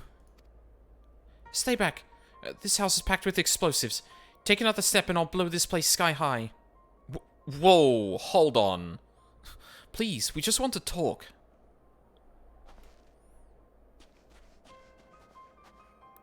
I'm Alphino, and this is my sister Alize, and our good friend Aldine. We have no intention of hurting or taking anything from you or anyone else. I give you my word. We and our comrades have come to provide aid to the people of Garlemald. Aid? You savages are the ones responsible for all this. You did this to us. There it is. We didn't, I promise you. One of the other reasons we came was to find out what happened here, in fact. The Telophoroi are the ones to blame. They're the ones who laid waste to Garlemald, and they won't stop until they've destroyed the entire world. They're the enemy. Our enemy. On our way, we encountered Imperial soldiers who had been made their thralls. Those poor souls are now in our care, and we are striving to cure them of their affliction. You're the first person we've met who wasn't already enslaved. How were you able to escape the Telophoroi's influence? Are there any others like you? I'm sorry, I don't mean to overwhelm you. Let's start with introductions. Can you tell me your name?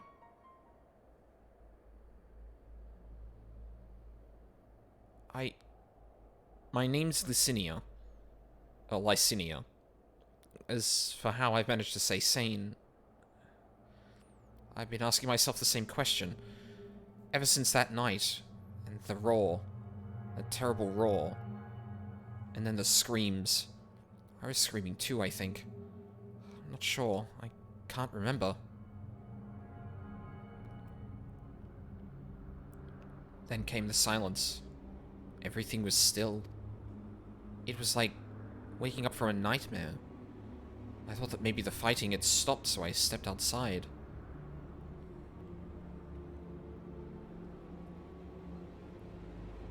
If your hells are real, I saw one that day. I ran past friends, people I'd known all my life, eyes vacant, dead, staring at the sky. Others were mad and violent. I saw them struggle with soldiers, but didn't stay to watch. I fled as far as my legs would take me.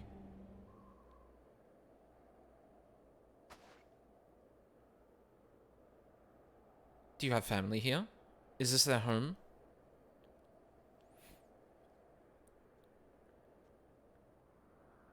No, this is Victor's Spoils, a mansion for retired soldiers. Or it was, but now me and a few others are, borrowing it. as for the explosives, I was making that up. I just wanted to keep everyone else safe, and I didn't know if you were...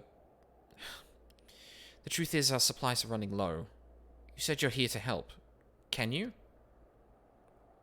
Of course. Whatever assistance we can provide, we will.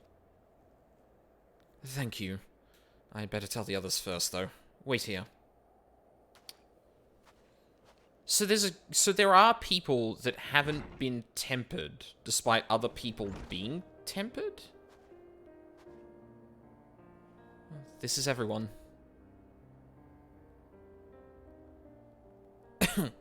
Lycinia says you can be trusted, but these are different times. We'd be fooled to let foreign troops into our own home. Having said that, were you to provide us with the means of heating the place, as a sign of goodwill, perhaps we could take you at your word. If that is too much to ask, then leave us be.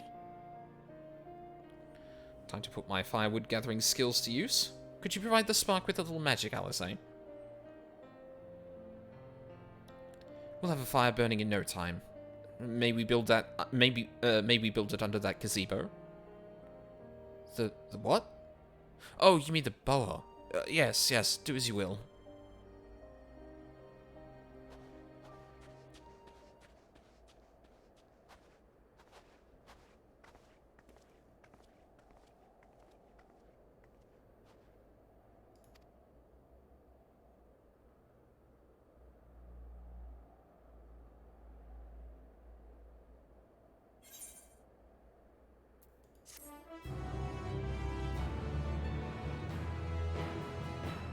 Okay.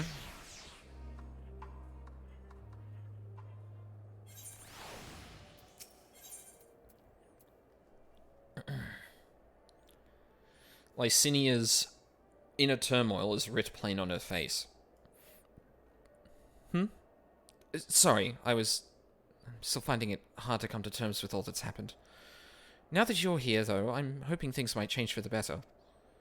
You know, I've worked up quite a sweat from all that running about, so I'll leave space around the fire for the others. As you can tell, they're in far worse state than me. We were planning to look for somewhere warmer or with more food, but they're not going anywhere until we nurse them back to health, which I don't know how to do. Is there anything you can do to help them? I can take a look. Technically, I am a level 82 scholar, but I just don't have the kit for it.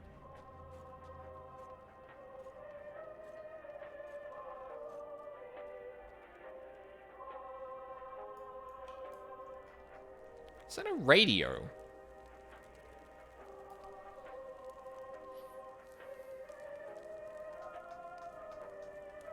That's kind of cute, I'm not gonna lie. Having that basically replace, like, the, background music. All's well. All's well. With food in my belly and a song in my heart. I can feel my fingers again. Oh, God.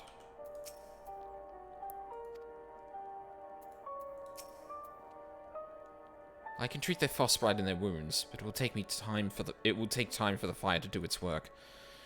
Now would be a good occasion to make use of Amanalane's tinctures, the ones that can warm the body from the inside out.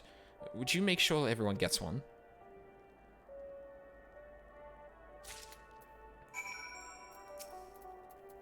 Numbness is beginning to subside, although I suspect once the fire dies, it will return with a vengeance.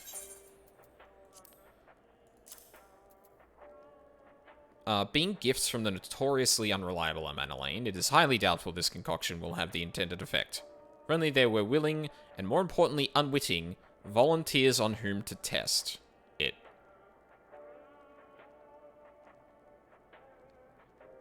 That's kind of fucked up.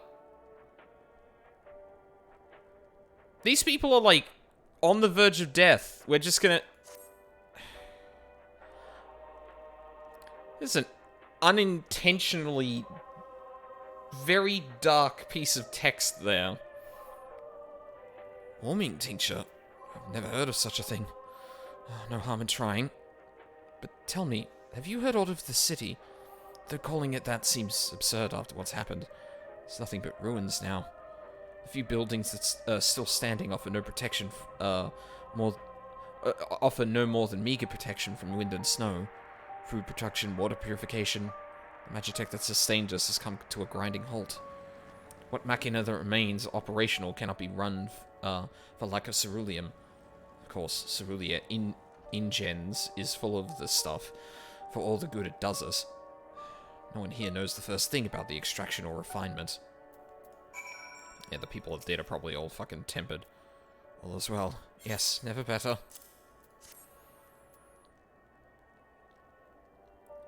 Oh, what sweet libation is this? Is it poison by any chance? It was a joke, a joke. If I laugh, 'tis that I may not weep, so said the poet. Unless my tears would freeze on my cheek ere they fell. We are the blessed damned, to bear witness to the fall of the great empire, while our brethren lie dead, or live as puppets of flesh. First came the war, then came the roar. When morning came, Garlemald was no more. In a cacophony of gunfire, explosions, and screams was our beloved capital razed to the ground. From the rubble rose the disheveled remnants, their lavish finery caked in ash as they shuffled mindlessly towards the palace, each bearing a fragment of stone or metal, an offering, perhaps, to the architect of our destruction. A hopeful few tried to reason with the deranged, only to be beaten for their kindness. But I knew better than to plead with the horde. I fled with my health, but my conscience preserved. Now I wait for my fellow cowards for our final judgment. What do you want? Actually, I'll give him a different voice. A tincture. May as well drink it, I suppose.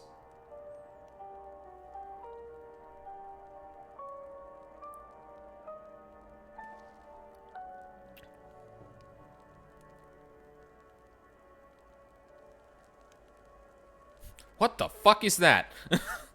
This is a radio. You don't have them where you're from, I take it. We use them to listen to messages sent by others, even now over great distances. So they're like link pearls. There are different types, but the model is by far this model is by far the most popular. Made with quality components crafted with the finest ore, sourced from Locus Amoenus, it is. Not all that useful since the capital fell into ruin. People at the broadcasting station must have either fled or ended up like all the others. Because all we've been hearing is the same music being played over and over again. Home Beyond the Horizon. An ode to the brave men and women sent to reclaim our ancestral homeland of Locus Amoenus. We may have founded an empire in these frozen wastes, but we always hoped to take back what was once ours. It is a solemn reminder that that though we must suffer great hardship, better days will surely come. Despite everything, I believe that Emperor Varus still yet lives, that he speaks to us through our radios. It was a cunning strategy faking his murder. He must have foreseen this catastrophe and chosen to conceal himself, that he may one day make his triumphant return. Yes, yes, I'm sure of it. Emperor Varus would not be so easily defeated.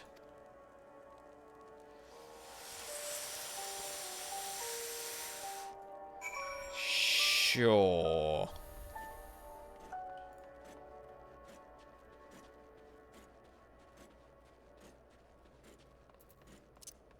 I'm gonna swap around those two, I think. What's that? Whoa.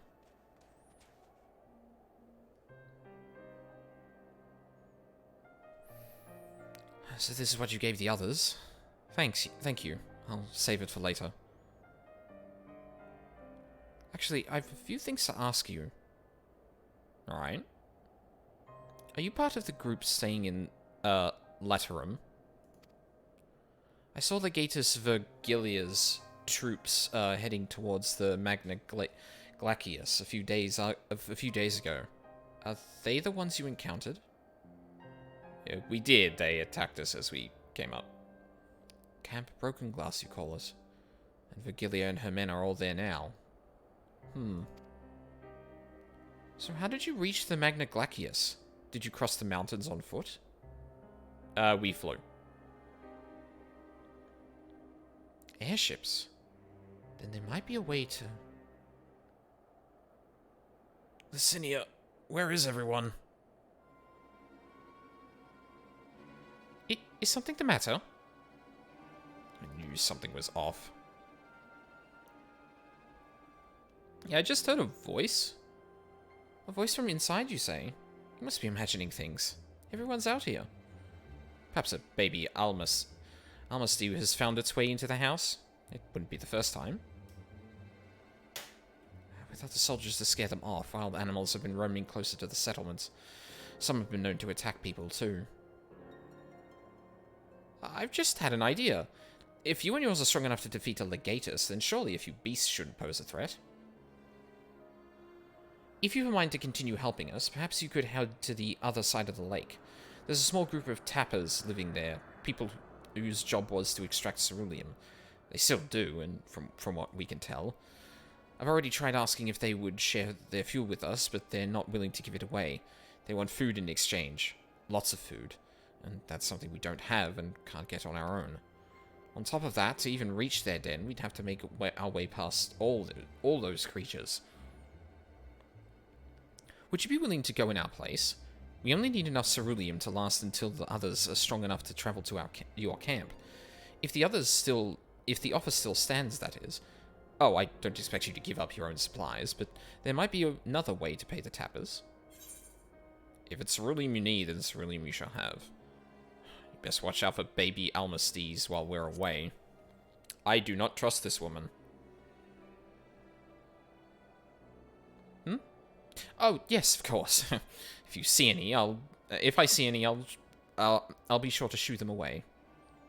To reach Tapper's Den, you'll have to cross the lake. The ice is thick enough to support a person's weight, but if you'd rather not take the risk, you'll need to take the long way around. Finding the entrance can be a bit tricky too, so it's easier to just look for someone standing guard outside. However you decide to head there, please be careful.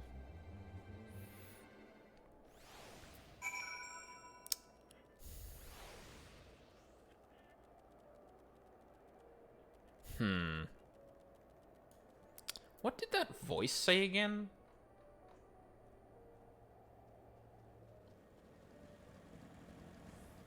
Licinia, where is everyone?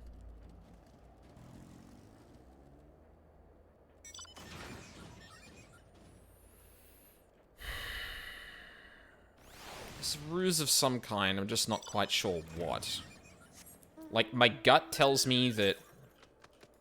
Like, there could be a couple of things going on. One of which, though, I feel like might be that, the tappers have actually, like, or that she's one of the tappers and, like, they captured these people to try and force them to give them their food or something for ceruleum. I don't know. Like, something like those Garleans are actually trying to exploit the people that are inside. Like, that's the general feeling I get from that.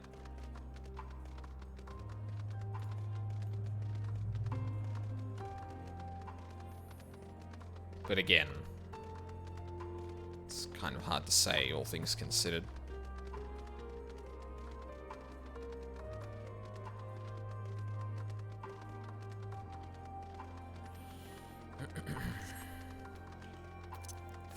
It's probably a...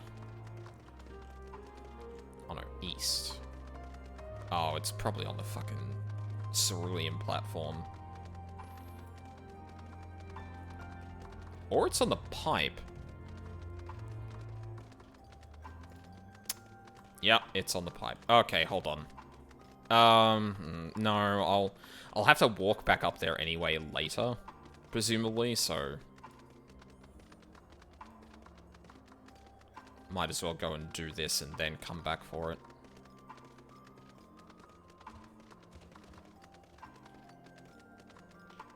Oh!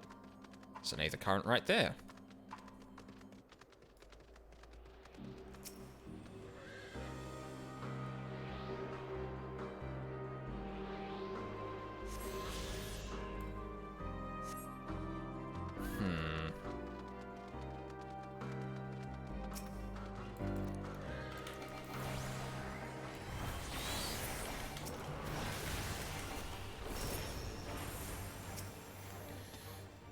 Who goes there? How did you find us? I've just been walking around randomly. What do you mean I stand out here like a... What do you mean I stand out like a sore thumb? The purebloods over at Victor Spoils hadn't given away our location, you'd never have found us. Oh.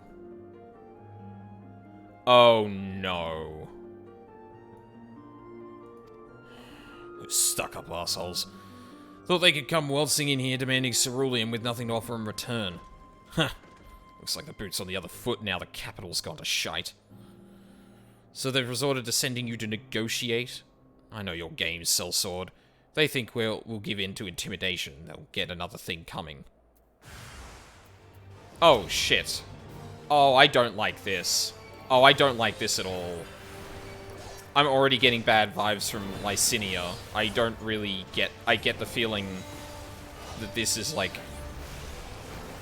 Yeah. This be bad, folks.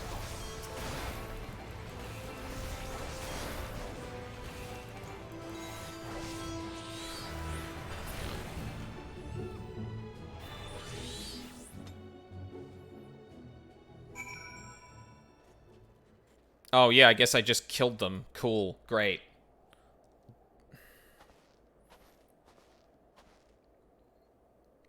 There you are. Oh, hey, Alize. Just after you left, Lycinia asked me to go catch up with you in case you needed a hand. Someone must have let slip that I've a little experience in transporting barrels of ceruleum. Excuse me? You have experience with... What? So this is Tapper's Den. Well then, after you. Okay. Why did you leave, Alize? Shit is very suspicious right now. Hi, I just killed your guardsman. Who are you? What happened to the guards? They attacked me and I laid them flat.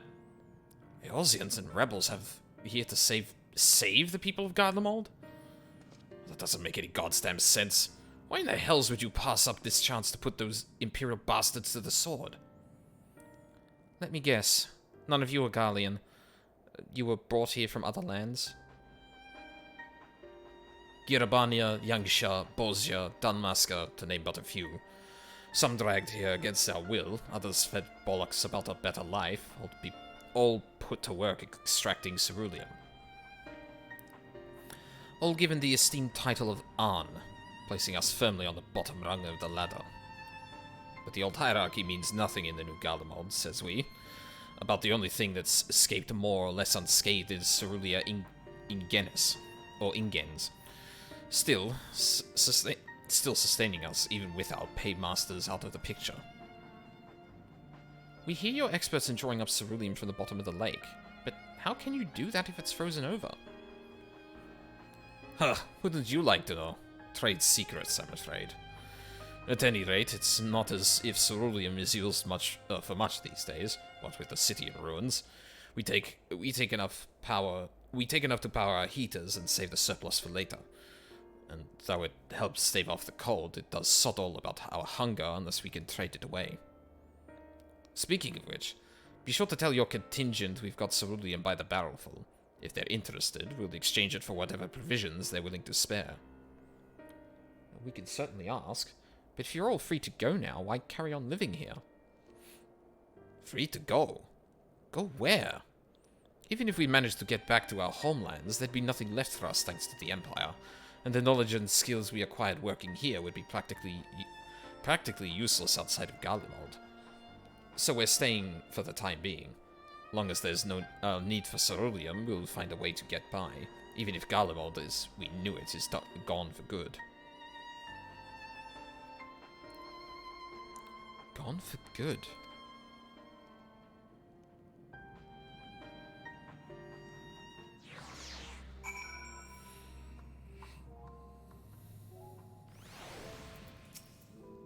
How the mighty are fallen. Regardless of what the Ilsabard contingent does for the people of Garlemald, the Empire itself is already a thing of the past. For many, that would be a cause for celebration, while for others, their whole way of life will have been turned upside down. After all the atrocities committed in the Empire's name, perhaps it is It is for the best that it is consigned to history. But what of the ordinary people? Their lives, their stories? Should they be forgotten too? I suppose there'll be plenty of time to ponder that later. For now, let's see about getting some ceruleum.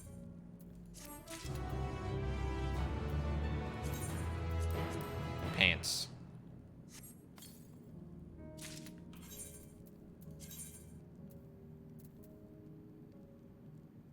Determination and direct hit rate. Ugh. Jarek is amenable to making a deal. So you've come seeking ceruleum, have you? Well, yeah. What? Those purebloods up at Victor's spoils sent you?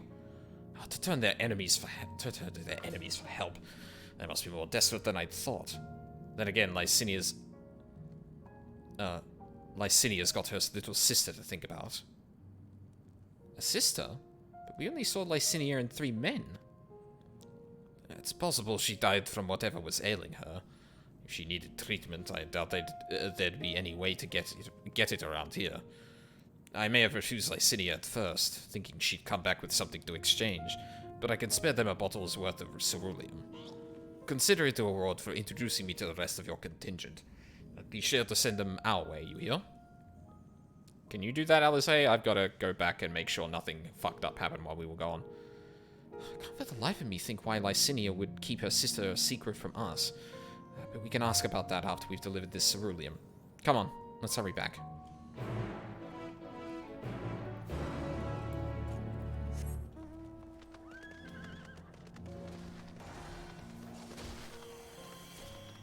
Alright, so I'll aim for the stairs and then we'll come back across the pipe to get our aether current. We're also closing in on 4 hours, so I think now might be a good time to, or this might be a good time to honestly wrap it up, or wrap up this stream. I will be back like an hour and a half afterward, and we'll probably like push on for a fair while, because I really want to play a lot of the game. Yeah, I think now's probably the best time, because that'll give me time to eat, then I can have like snacks for the rest of the day, because that'll like keep me relatively full. I've just got to make sure I order food at the right time, because otherwise I might run into problems eating before I want to stream again.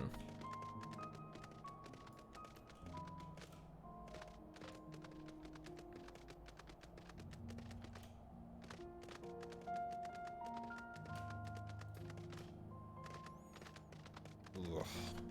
God.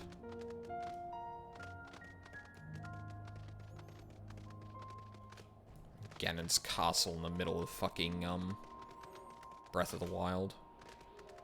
Or Hyrule Castle, rather. Although, admittedly, significantly higher. Jesus Christ, that's huge.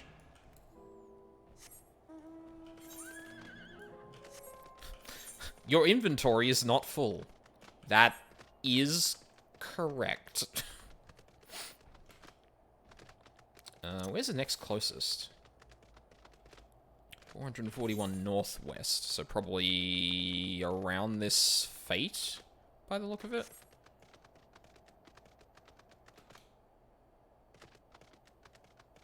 Maybe. Okay, so presumably the frail voice was Licinia's sister, and assuming she's just being protective of her, I can kind of understand why she wouldn't actually say anything, because after all, she did literally lead with, "You savages," so, like, she's probably still not, like, quite, trusting us yet.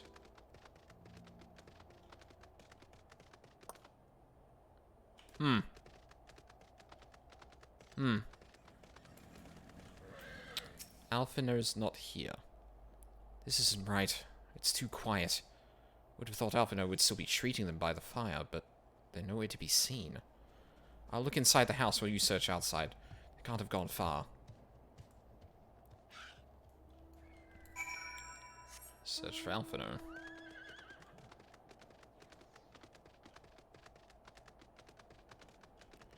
Do a lap of the house.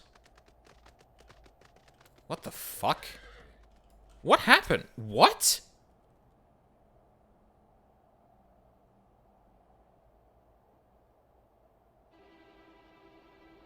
They asked me to help carry supplies. When I followed them back here, they attacked me. Caught me off guard. Forced me to defend myself. I fear they fared rather worse than me. You can't fool us. We know what you're about.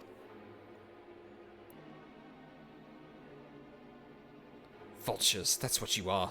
Waiting in the wings for us to show weakness, then you swoop. Here to help. What rot. All a ploy to make us lower our guard. Let you in, put yourselves at your mercy. Put ourselves at your mercy, put us in chains, steal our lands, get your revenge.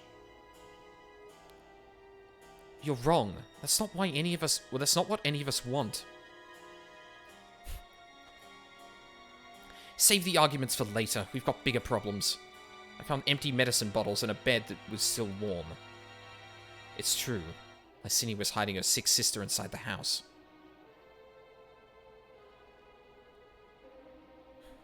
Now, there's no sign of either of them. Where are they? Where did they go? Away from you and yours. If you think I'll tell you, you're a fool. Never give up my people.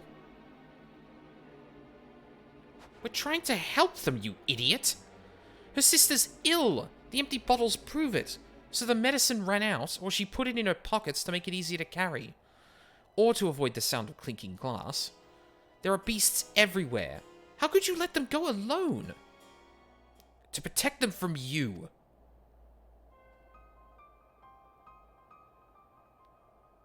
You invade our homeland, tainted with the same sorcery used to slay our countrymen.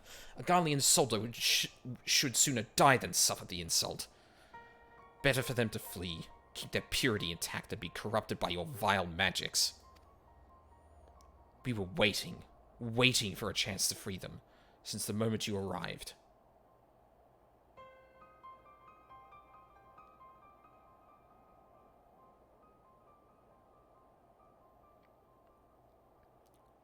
This is getting us nowhere. I cannot say how Lycinia and her sister will react when we find them, but find them we must. Go on without me, both of you. I first need to tend to my injuries, and theirs. I will join you in the search after. Alright, be careful. Yeah, of course they would be either naturally prejudiced against people who can use magics, or that was used to, like, vilify the rest of the world from Garlemald. That 100% tracks. We'll do our best to find them quickly. There's only one path out of here, so that's where we'll start. Alright, I might go for, like, an extra 10-15 minutes, depending on the time I get for ordering food. Sorry, just give me 2 seconds. Because I'll probably do that until I get, like, a time estimate, and then I'll figure out what I'm going to do from there.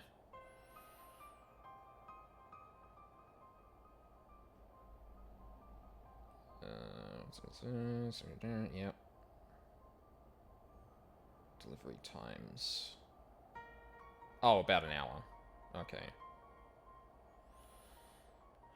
So that means it'd get here, like, roughly 4:45-ish.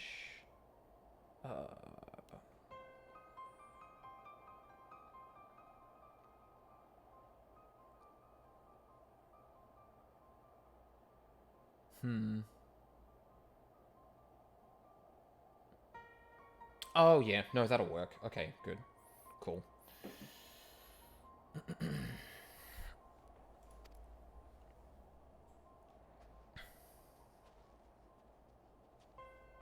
Alright, so I could probably do... I'll probably, like, follow this quest a little bit, and then, wrap it up.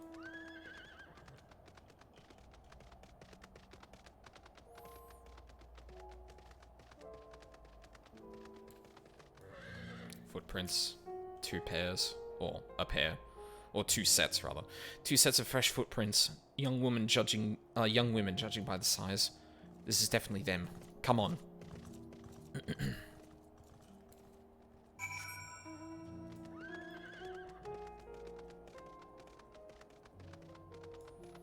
Actually, to some degree, given, like, the misinformation about magic to... Well, I mean, some magic is corrupting, obviously. But, like, it's actually probably understandable for someone who is in Garlemald, who doesn't wield magics, who sees magic wielders as, like, you know, really shitty people, to associate big building giving off magical aura as, oh, yeah, that was them. It must have been. The trail stops at the frozen lake. Perhaps they chose this route so as not to leave footprints. Can't think of any other reason. Look at this place. It's crawling with beasts. I can only imagine how hard it must be for her ailing sister to cross the ice. We could really do with Alphino's help, but we can't afford to wait for him. Let's split up and look for clues. Ooh, okay, that's a big fucking... This is a big area to search.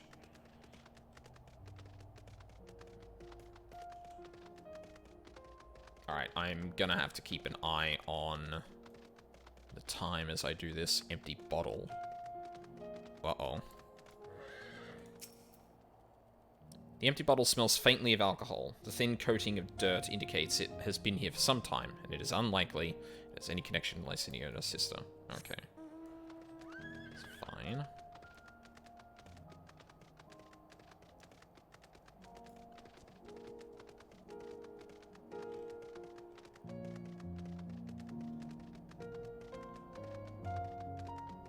Oh, there's something.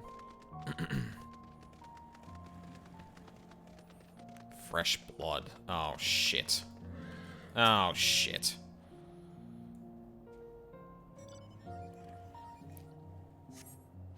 The blood staining the snow appears to be fresh. Judging by the amount, the victim has been severely wounded.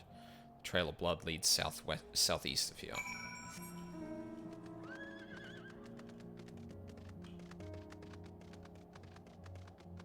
Oh yeah, there's something up ahead.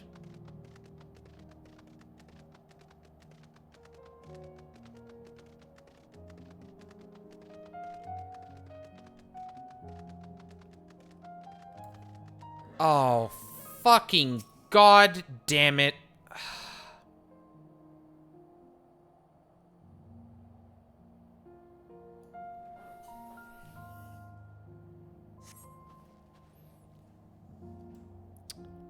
The two bodies are already cold.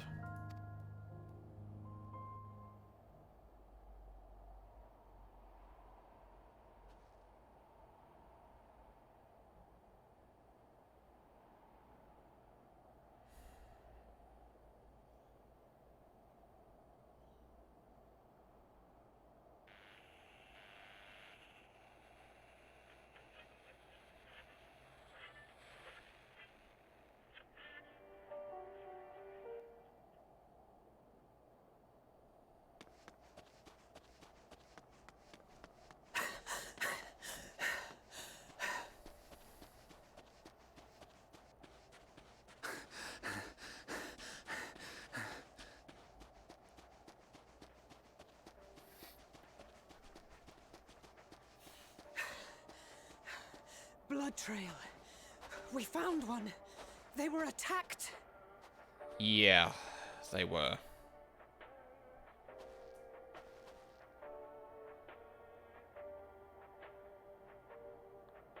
No.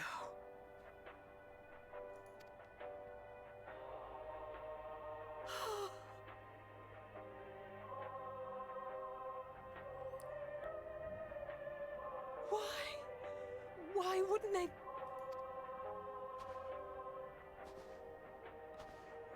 Mike, safer to brave the wilds than trust in our magic. What were they killed by, though?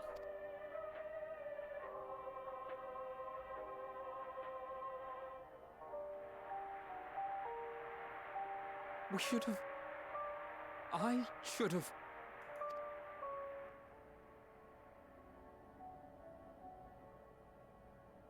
Also, why here?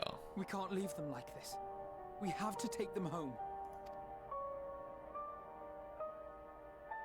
What if we're only making it worse?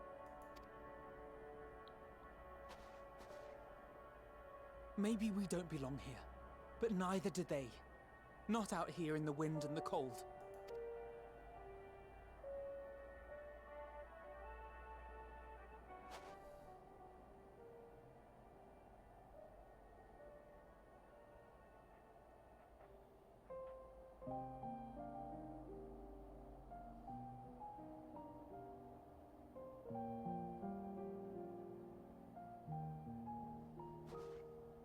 I heard the story about Varus's voice from beyond the grave. Of course, I didn't believe it, but Licinia and her sister did. Perhaps there is something to the tale after all. Ascian.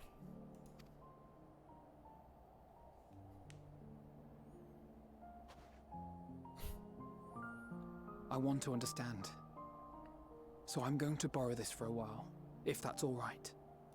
That's right, I don't know how to fucking We work had every it. reason not to trust us. We came as trespassers, invaders. But I pray that in time, we will be more than that to you. That we will find a way to help your loved ones. And see that no more children are left to freeze alone in the snow.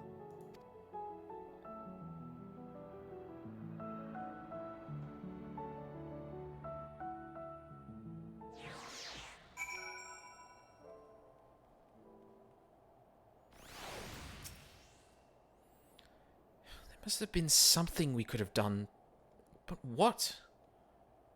Should we have never come here? Would they still be alive if we hadn't?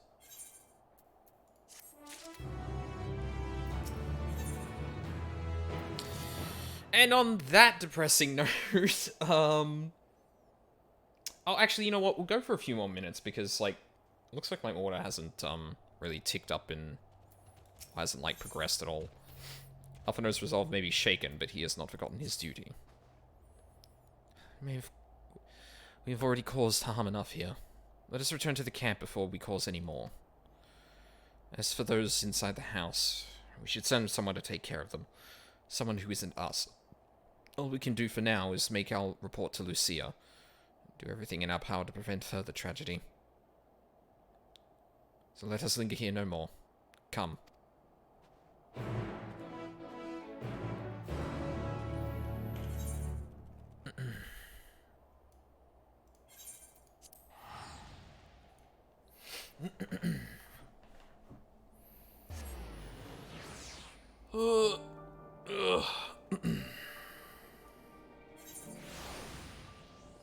Oh shit, I haven't had my fucking mod view open. That's dumb.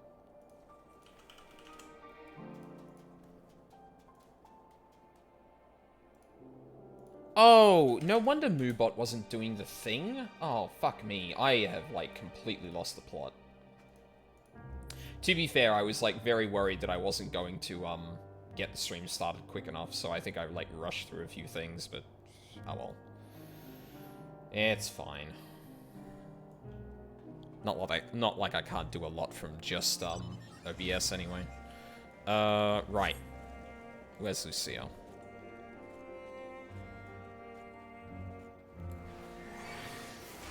Oh my god, I can finally do that with no target at command. Holy shit, that's gonna help on T a lot. Hi, Lucia. Alizé and Alphino tell me they have finished their preliminary search for survivors, but refrain from saying much more than that. Clearly they are reluctant to provide details. Might I ask for your account? Maybe we can get some insight on, like, why they were so averse to us, but... Thank you for your report. We shall inform the troops of these developments, and instruct them to proceed with the utmost caution should they encounter any survivors. Allow me to go and speak with the ones at the victor's spoils. They may be more willing to listen to a fellow Garlean and accept our offer of assistance. I pray you are right. And though I am loath to burden you any further, should there be an appropriate occasion to speak of Licinia and her sister, please do so.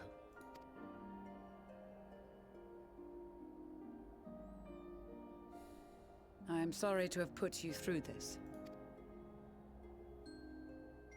My distress is nothing compared to their suffering. So tell me, What else have we learned? That sounds like nothing. As you may have already heard, we have succeeded in curing the members of the Popularis, Maxima identified. Oh my god, it said 10 to 15 minutes for my order. Fuck me. They have provided us with some intriguing insights into the current When state did that of just Garlemald. fucking... Oh, god damn it. I shouldn't have gotten into the cutscene. I should have just left. The assassination of Emperor Varus was the catalyst for the civil war. Nerva declared his claim to the throne, and his opponents refused to recognize it. Fighting broke out in the capital, where Nerva's Third Legion clashed with the First, who remained loyal to Varus even after his death. Of course, even Imperial warmongers would balk at the idea of turning their shining city into a battleground. Like burning down the wood to spite the wasps. Neither side would be so mad.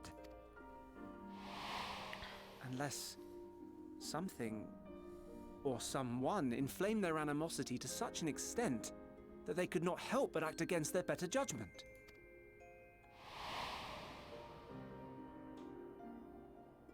It brings to mind events at the Gimlet Dark, does it not? The Emperor's sudden withdrawal from the front lines, specifically. Nerva and his father, Titus, Varus's then political rival, took advantage of rumors that Crown Prince Xenos had been possessed by a demon. Elidibus, what better way to disparage your enemies than with the truth, or a close enough approximation? Indeed. But before their accusations could be substantiated, many of Titus's followers were silenced. While some were merely stripped of their status, others died under curious circumstances. One after another, suddenly and suspiciously. Again, Elidibus. Like as not, he had a hand in it. No evidence was found to implicate Varus, certainly. Nevertheless, Titus, Nerva, and the Third Legion would have judged it a brazen attempt by the Emperor to rid himself of his political enemies. And then, in the midst of this growing turmoil, Varus Sosgalvis is murdered. And Garlemald's own prodigal son, Gaius van Belsar, is named the murderer. Shortly thereafter, Nerva claims the right of succession, and in response, the First Legion claims the assassination was part of a coup d'etat orchestrated by Titus and Nerva. So no one is at fault, and everyone else is to blame. I should add that both parties received substantial financial backing, presumably to provide them with the means and encouragement to pursue a swift victory. And that these contributions came from the self-same benefactor. I'd heard House Brutus had been filling the Third Legion's coffers, but the First as well. It would seem so. Though the Popularis determined that the First Legion received funds from a variety of organizations, all had connections to House Brutus. So Fandaniel, in the guise of Asahi, was playing both sides against each other the entire time. The information we gained from my friends does not end there. One night, shortly after fighting broke out, the capital was shaken by an immense tremor. From that point onward, they have no memories, no recollection of any events, including... But when asked about the Imperial Palace and its bizarre transformation, they somehow recall Emperor Varus giving them orders in their dreams. May the Tower of Babel stand as testament to the glory of Garlemald. Oh, of course. This sounds awfully familiar. We have something to show you all.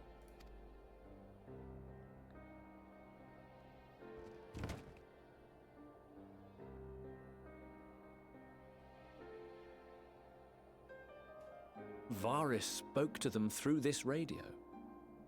Perhaps it was a recording, but if not, that would be inexplicable.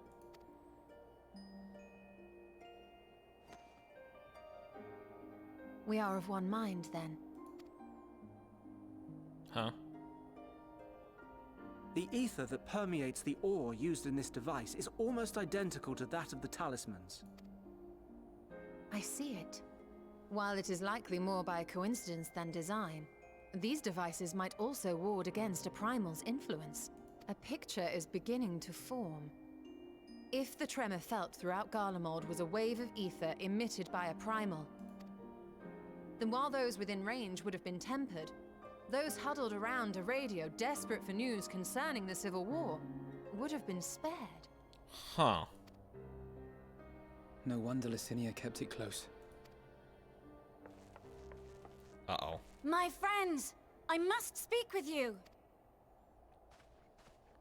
A young man was caught trying to steal our supplies. He is a soldier of the Iron Men, we think, but one who has not been made thrall. Thankfully, Magni restrained him before blood was spilled. The stranger is outside, if you wish to ask him questions. I think we do. In before it's fucking Nero or someone. I don't know. Who do we have here? Who do we have here? Garleans? Traitors to your homeland! Have you no shame? Oh boy.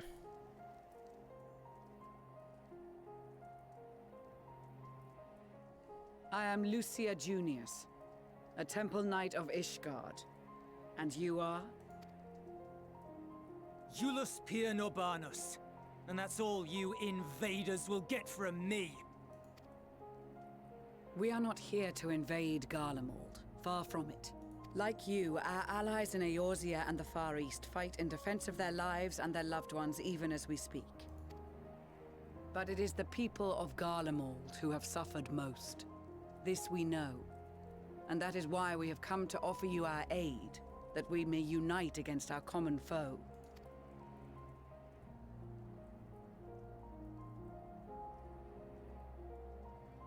Whether you believe me or not, those are the facts. Now, answer me this. Why would a proud soldier of the Empire be reduced to stealing? The situation must be dire indeed for you to go to such lengths. If it is supplies you seek, we would gladly share ours, or turn a blind eye while you leave with your spoils. I will not negotiate. My commander will determine how to deal with you and yours. If you wish to treat with him, I will take you, but no more than 3. I don't much like the sound of that. But if we do accept his proposal, I suggest the 2 of us and...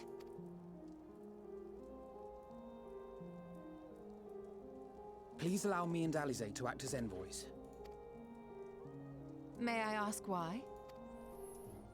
We have seen with our own eyes the hardships the Garleans face. How their futures and lives hang in the balance. It's not the warmest invitation, but it's an opportunity to prove our intentions true. Maybe not a chance to make things right, but a chance to make them better. I'm going with you.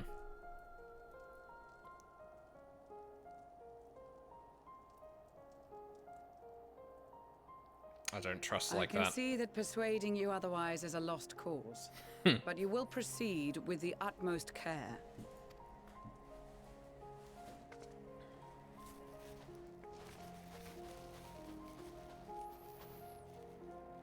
Couple of children and what? A sellsword? Is this an insult? Not in the least. You will find that they are more than qualified to speak on our behalf. There are many dangers on the road ahead. I will need that back.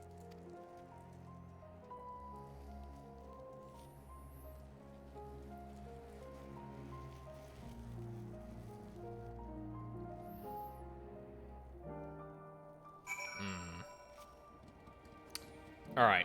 I think that's where I'm going to leave it for now. What do you have to say for yourself, Jules? Said your farewells, have you? Oh, not much.